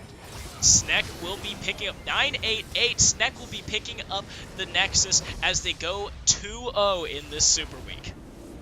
I was hesitant to give PV Doughboy MVP. He played a really good early game, but I gotta give it to Rito Torchi. He got hard camped at the beginning, and then he turned it around by doing some really good picks. Yeah, Torchic definitely came back from a very shaky early game, making sure to beat. Yeah, he had some great picks. He managed to take down Veffy that one time, and then Hayabusa in the red side jungle. So very good showing all around from Landsneck, and that is going to be the end of our 5th game of the day. We'll be moving into the final game between Kansas State University and Propulsion Esports. Unfortunately, Jabronis will be having to leave us before that game. I'll be carrying on the last one on my own. This is going to be a lot of fun, guys. I'll spam Twitch chat for you, man. Please spam Twitch chat for me. Everyone have a good weekend. Later. Yep. So now that so with that being said and done, I'm going to take a quick 5-minute break, and then I will be back in a few short minutes to finish out the day with you. See y'all in a few minutes.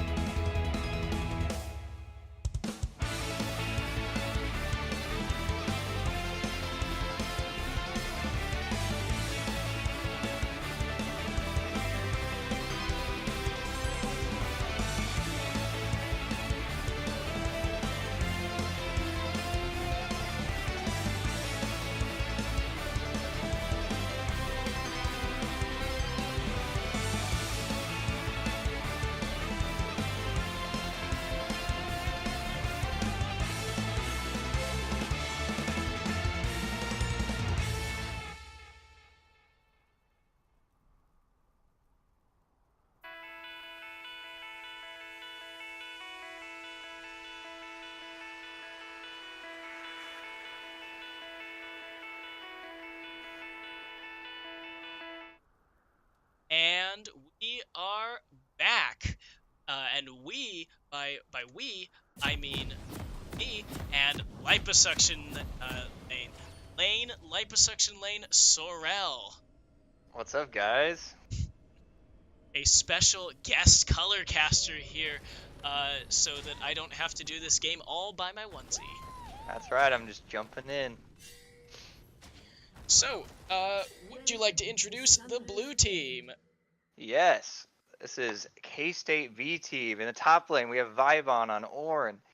In the jungle, we have X-Koala on Graves. In the mid lane, we have Mortally Divine on Karma. In the bot lane, we have Yabyinda on... Oh, boy. Help me out. Kog'Maw. Thank you. Holy shit.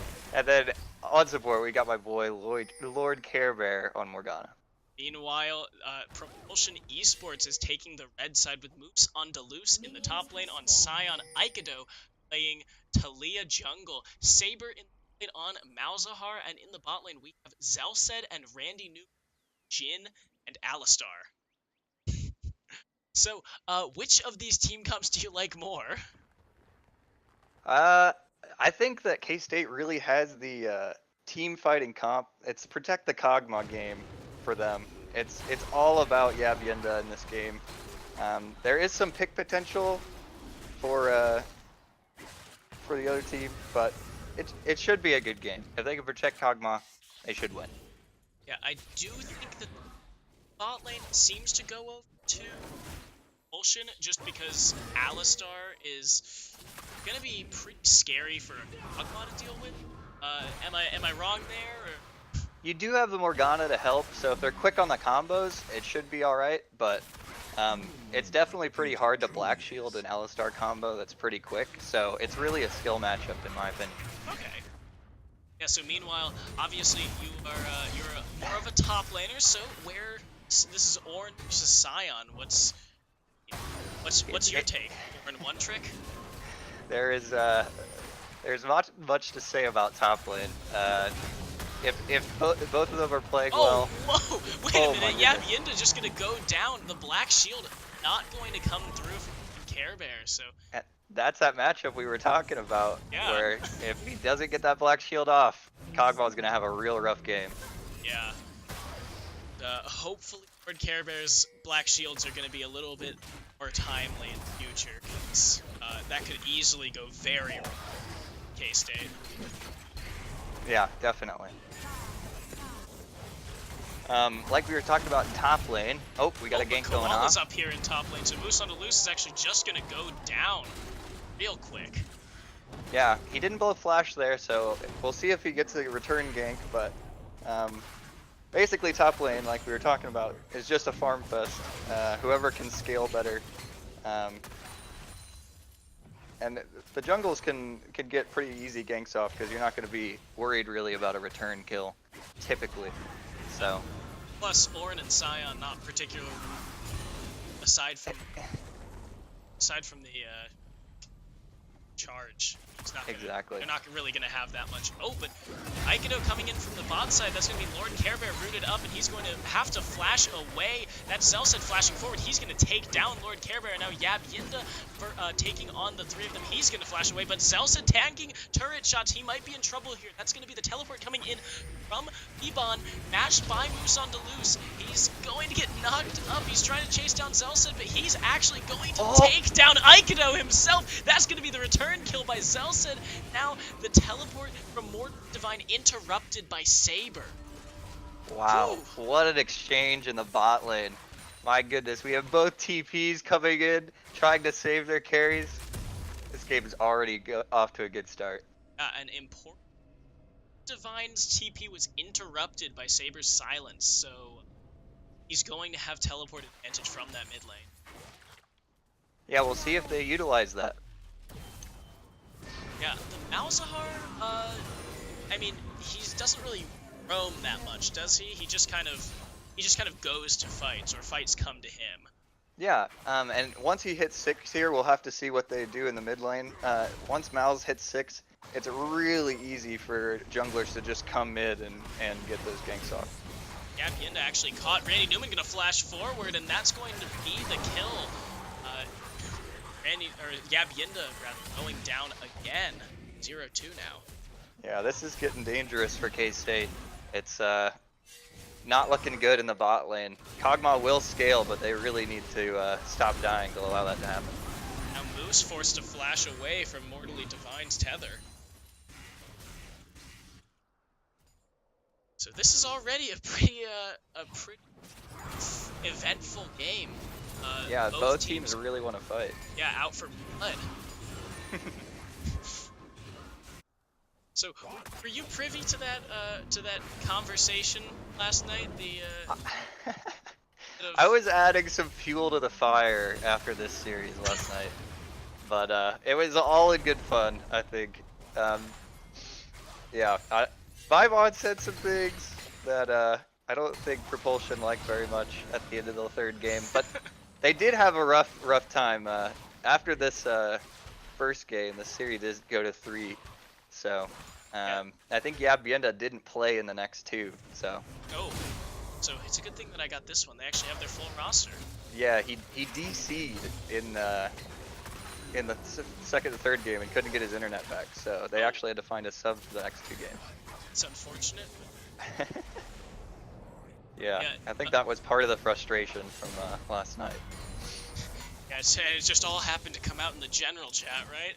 Yes, not the diamond one, yeah, where it's safe. This is why we need a trash talk channel. That's right.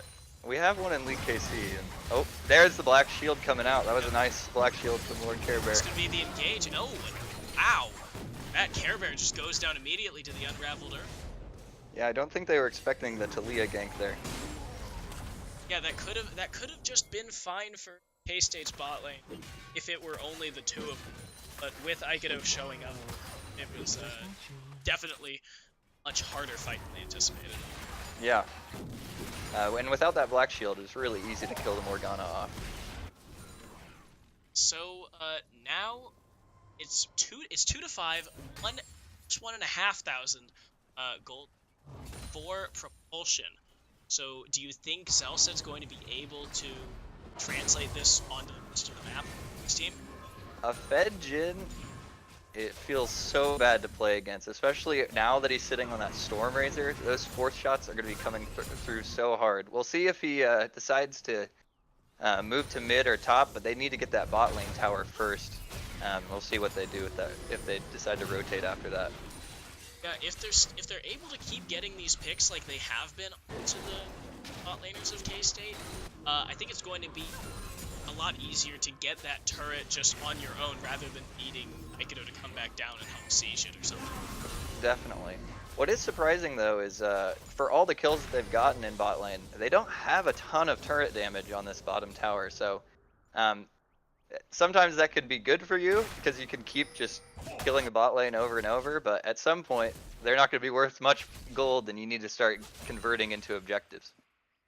It looks like Yabienda has decided to just buckle down and get in for the long run. He does have a call, so he is playing from that CS focus rather than he's just going to be avoiding fighting. Yeah, he knows at this point he just needs to get farm and scale however he can, so if he can get on some items, K-State definitely has a good shot at getting back in this game.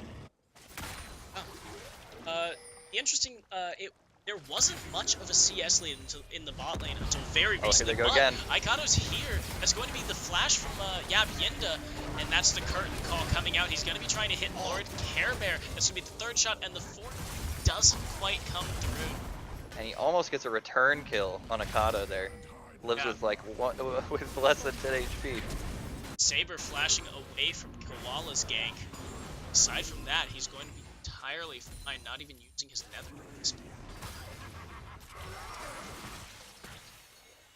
So now with Care Bear here, Zelsad and Randy Newman should be able to get a lot more turret damage, right? Or they're just going to go for the kill.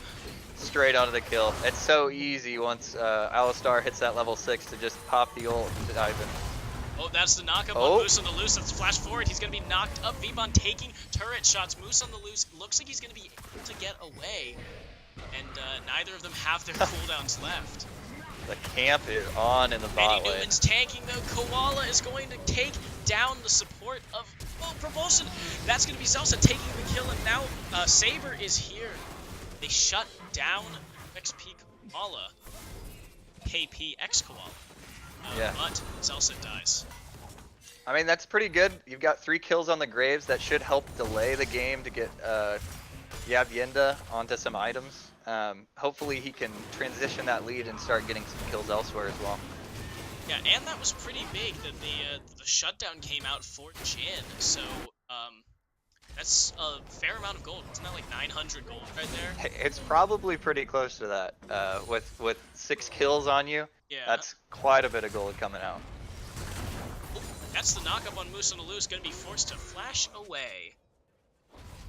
Yeah, Ornn's at one of his strongest points in the game. His early game damage is surprising, and he can buy items early, which early into the game when you don't have a lot of stats, really gives you an advantage in the lane. So Sion really needs to get back here. And Koala's here. That's just going to be the second Wow. kill now onto Moose. That was a good map rotation from K-State to see that he was low in top lane and run on up there. Yeah, and now Koala's going to get some turret damage off. It looks like the bot lane of Propulsion is going to need to pick up the pace if they want to take this turret away. Why did Koala keep spending time in the top lane? Yeah, this is what I was talking about, where you didn't get much down on the bot lane tower, even after all of those kills. If they don't get objectives off those kills, the lead can really start to evaporate for Propulsion. Yeah, that's going to be Moose's teleport now. He's going to match Koala here. Keep him off of the turret a little bit. Andy New Auto here around this Triburst. That's the engage. Curtain call comes out. Care Bear is going to go down. Last shot, is it going to hit? Yes, it's going to hit Yabyenda, taking him down to half health. But the call of the Forge God comes out. Ikado's going to be knocked up. Now he's going to be hit in the living artillery. Gonna get away. It's now 3v2 here, but Ikado's quite low, and most of the cooldowns are down. Bullshit. This is a very smart roam by Vivon here. He has TP. He has ult. He can just walk bot lane and wait for the wave to push back to him in top lane. Oh, they're gonna go on to Vivon here. That's the Deadly Flourish not going to hit Vivon. Now they're actually tanking all of the damage. Zell said not doing that much damage to tanks to tanky this early in the game. Yeah, I'm honestly surprising he's not doing more damage, seeing that Ornn has no armor, but I guess he's just not able to get onto it with all that health. Oh, but Mortally Divine's here for Moose. That's going to be 2 of them against 1, and now Vibon going to use his teleport. Top lane, or mid lane, rather. Yeah, and that top lane turret's looking like it's going to go down, actually, to K-State. Yeah, so they do get first turret, Kansas State University. And it doesn't really look like Propulsion's bot lane is any closer to getting that turret than they were a couple minutes ago, so they're just gonna... Yeah, it's really unfortunate they weren't able to use their lead to get that objective off the map. Yeah, now K-State can scale back, and the gold's almost even though Jin is so fed. Yeah, and I'm guessing a lot of that is coming from the fact that Kala is 4-1. That is a very large number of kills for a Graves to have this early. Especially with that shutdown. Yeah, the end of taken very low, but that's 5 members. All 5 members of K-State are here on the bot side of the map. Randy Newman to break the stun. Crucial him getting away. Yeah, he for sure would have gone down there. Oh, and the re-engage by Ornn. How many is he going to knock up? He's going to get just Zelsid, but he's the first forward. And now Randy Newman going to lose his life. And K-State's able to just free push now on the tower here with the minions and 4 members here. They'll have the next wave come in. They might be able to get this tower.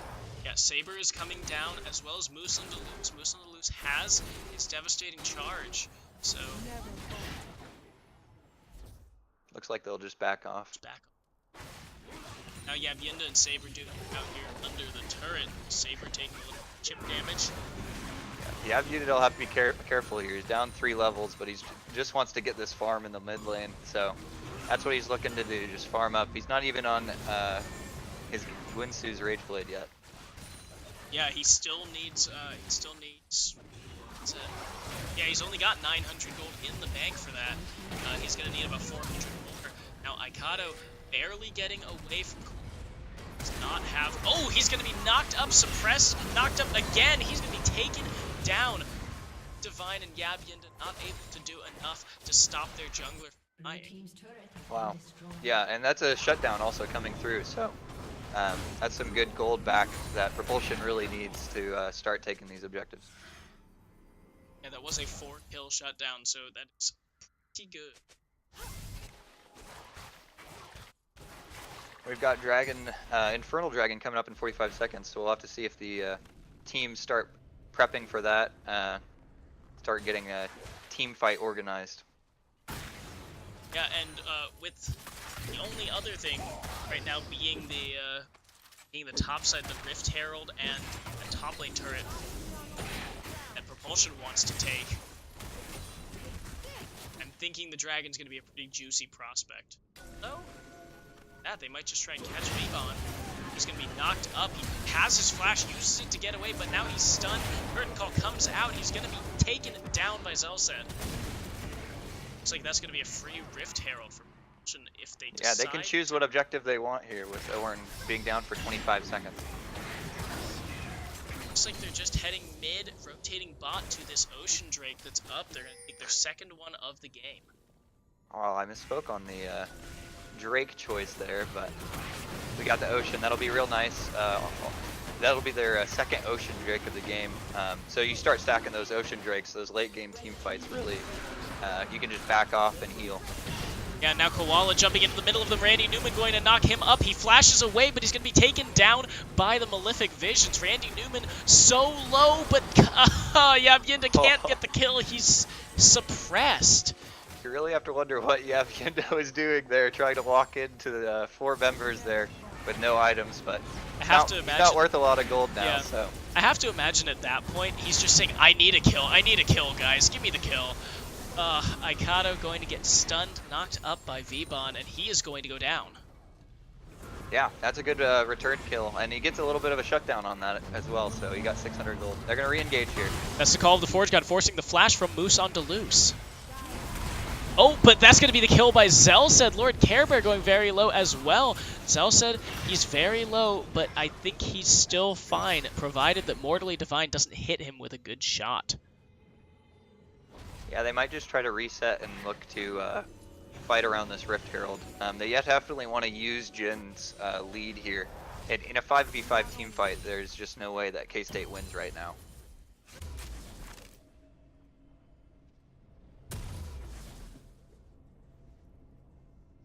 Yeah, so now resetting. We've got a on the way ping up there to Yabyinda in the top lane. He finally has his Rage Blade. Just got that recently. They're just shoving farm onto Yabyinda, hoping that he can get going, get some items. And it's always a worry with Kog'Maw. You're really just on a timer if you're Propulsion here. See if they are able to get this Kog'Maw online. That's going to be the knock-up onto Lord Care Bear. Aikado's here, and Yabyinda is tanking so much damage, he's going to go down to Aikado. Care Bear on the run, but Aikado gonna take him down. Yeah, doing things like that will definitely make sure that that timer keeps getting extended. So, Propulsion doing a good job seeing Kog'Maw very squishy, able to just rotate on him and kill him really quick. Yeah, and now it looks like they're going to be able to get that top turret, the third and final outer turret of the game. Meanwhile, the K-State is actually going to take the the middle turret. Keep thinking it's like the inner lane, so it's the inner turret. Yeah. Those outer turrets going down might allow more space for Yabyinda to get some farm. Being able to sit that second tier instead of the first tier really will allow him to play in a safer spot where it's harder for Talia to wall in and come with those, get those easy picks. Definitely, and Baron coming up in just a few seconds. I don't think either team is particularly equipped to do it just yet though, so we'll be seeing some fights around it. But yeah, Propulsion doing a good job of getting down some topside vision. Definitely want to know where K-State is in their topside jungle with Baron being up. now Propulsion taking this this inner top turret. See, I did it again. That's going to be the devastating charge coming up, going to actually stop Ornn from reactivating Call of the Forge God. V-Bomb's going to be knocked up, stunned up, pulled back. He is going to go so low, finally going down to Randy Newman. And with the 1 kill, can Propulsion turn it into anything else? No, they're just going to move back to the turret. Yeah, for being 9 kills up, Propulsion only up 2k, so K-State's doing a good job of staying in the game by farming, but Propulsion's doing a better job of getting all these objectives and leveraging their lead. Yeah, look at that. 30 CS difference in the jungle, 40 in the top lane. But now Moose on the loose is tanking, and Saber is caught! That's going to be Koala going down alongside Saber. Care Bear is going to go so low as well. He's going to actually go down, and now that's Yab Yinda. Zelsa chasing down Mortally Divine, getting the 4th shot onto him. That's going to be 4 members dead for K-State. Yeah, K-State really needs to not look to fight. They really need Yab Yinda to get Safarv and try to get on the board here. Yeah, he is sitting on 1.5 items, and that's going to be the ace. Vibon going down under his own inhibitor turret. So yeah, it looks like this could be a free inhibitor. I think it's going to be the inhib. Propulsion should back here. Look to just keep camping that top side with Baron up. Shove the mid lane out, get vision, and get the Baron. Yeah, they're going to have to go back, right? Though. Oh, Zell said... he might be in trouble now with Koala. Oh, is he gonna be able to get out? That's the redemption. No, he's gonna go down. And that's a big shutdown onto the Jhin again. It's gonna be delay their Baron. It should give K-State a little bit of time here to clear out some vision in their topside jungle by a little bit of time. And that's all K-State's looking to do, is buy some time for the Kog'Maw to get online. But Propulsion is not letting up with their pressure. They're doing a really good job of just grouping around objectives with their lead.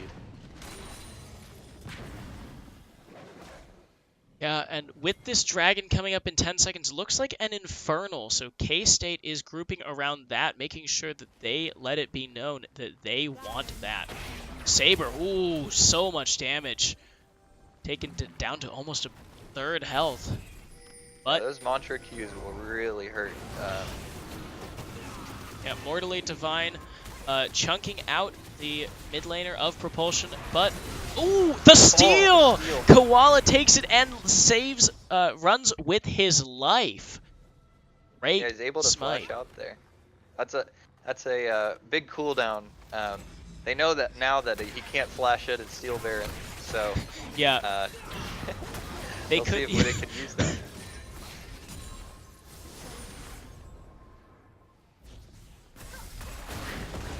Okay, that's going to be the Weaver's Wall. They're going to take this inner turret pretty easily. Koala on the other side, but it doesn't look like they're going for a fight. Now 6 turrets to 2. The gold lead stretched to about 5,000 now.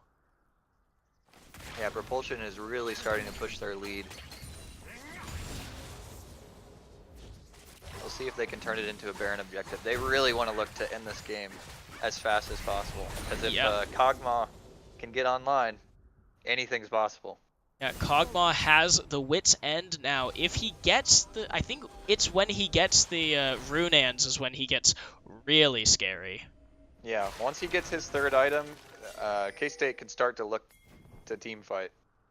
As long as they play around him and he doesn't die, K-State can get back in this game, but they're still waiting on Kog'Maw to get some items.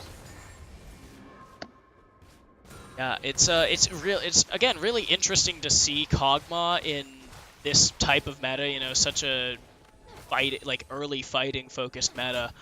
You know, even if they're not super short games all around, just someone who hyper scales as hard as Kog'Maw is a questionable. It's a questionable pick just because it takes him that much longer. Yeah, it really makes you wonder what happened in draft. Seeing that it's Jin and Kog'Maw, I'm guessing that a lot of ADC bans came through. Yeah, just 5 banning one of the ADCs. Yeah, some unusual picks in the bot lane for both teams. Ooh, Mortally Divine steps a little far forward, gets chunked out, but still going to be alive. So that's the call of the Forge God. They're fighting in this corridor. Only going to be Moose on the Loose knocked up. That's a big ult for K-State if they want to try to fight that Horn being down. Ooh, Care Bear caught. That's going to be the curtain call coming out. Is it going to hit anyone important? No, it was just Orin. Tanking for his squishier teammates. But that is the immediate move toward Baron. The minion wave is crashing against the top Nexus turret. So K-State is going to have to go and try and stop that. Vibon going back.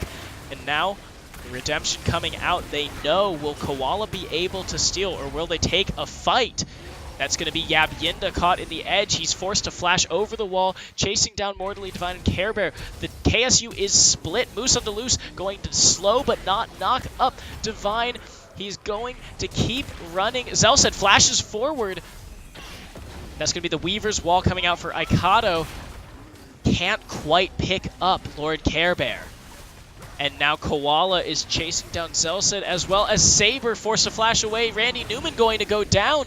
And now it's Propulsion who's being routed. It's Aikado flashing away. Saber taken so low. The jungler is going to go down. It looks like, yes, Moose on Deluxe is now the next target. And Zelset, the final one, he's going to go down to Koala. That is an ace for K-State. Insane, sprawling team fight. I think Propulsion used so many of their engaged ultimates trying to chase them that Yab Yinda was able to come in at the end, feel completely safe, knowing that he wasn't going to get engaged on with any of those damage ultimates, and was able to pick up some kills. This could be the turning point that K-State needs to win this game. Yeah, they're going to be ahead in gold now. 1,500 gold going over to them. They're 500 in the lead, finally. And now Yab Yinda is going to have so much gold to spend. That's going to be his recurve bow, and he's going to build. He's going for his Bork next. Looks like. Yeah, I really wonder if Hurricane might have been better just to get more damage on more people. But that Scion in the front lane and the Alistar are really hard to take down without that Bork. So if they play front to back, that could be a better buy for him. Yeah. As you said earlier, in that team fight, Propulsion just overcommitted too many of their engages, trying to chase them down, and then ended up having to run away. But at that point, K-State were completely healthy, and they had all the time and chasing tools in the world. So, that's going to be Zelset actually going down, no. Gets picked by Mortally Divine Koala. Wow, what a pick. They might just look to end here without that Jin. A lot of the gold is on that. Talia might be able to carry through this team fight, but we'll have to see. The flash forward onto Saber. He's going to take him down. Koala is unstoppable as they break the base. Koala is just a monster in getting these picks here. Yeah, Kansas State is not slowing down. They know that they have to finish it before Zelset gets back up. The teleport coming out by Vibon, and now one last fight by Propulsion. They're trying to stop it. That's going to be the one knockup. Moose on the Loose running for his life. K-State, against all odds, are taking down the Nexus. They're going to take the win over Propulsion. Wow, what a comeback from Kansas State. I cannot say enough about that overcommit fight by Propulsion.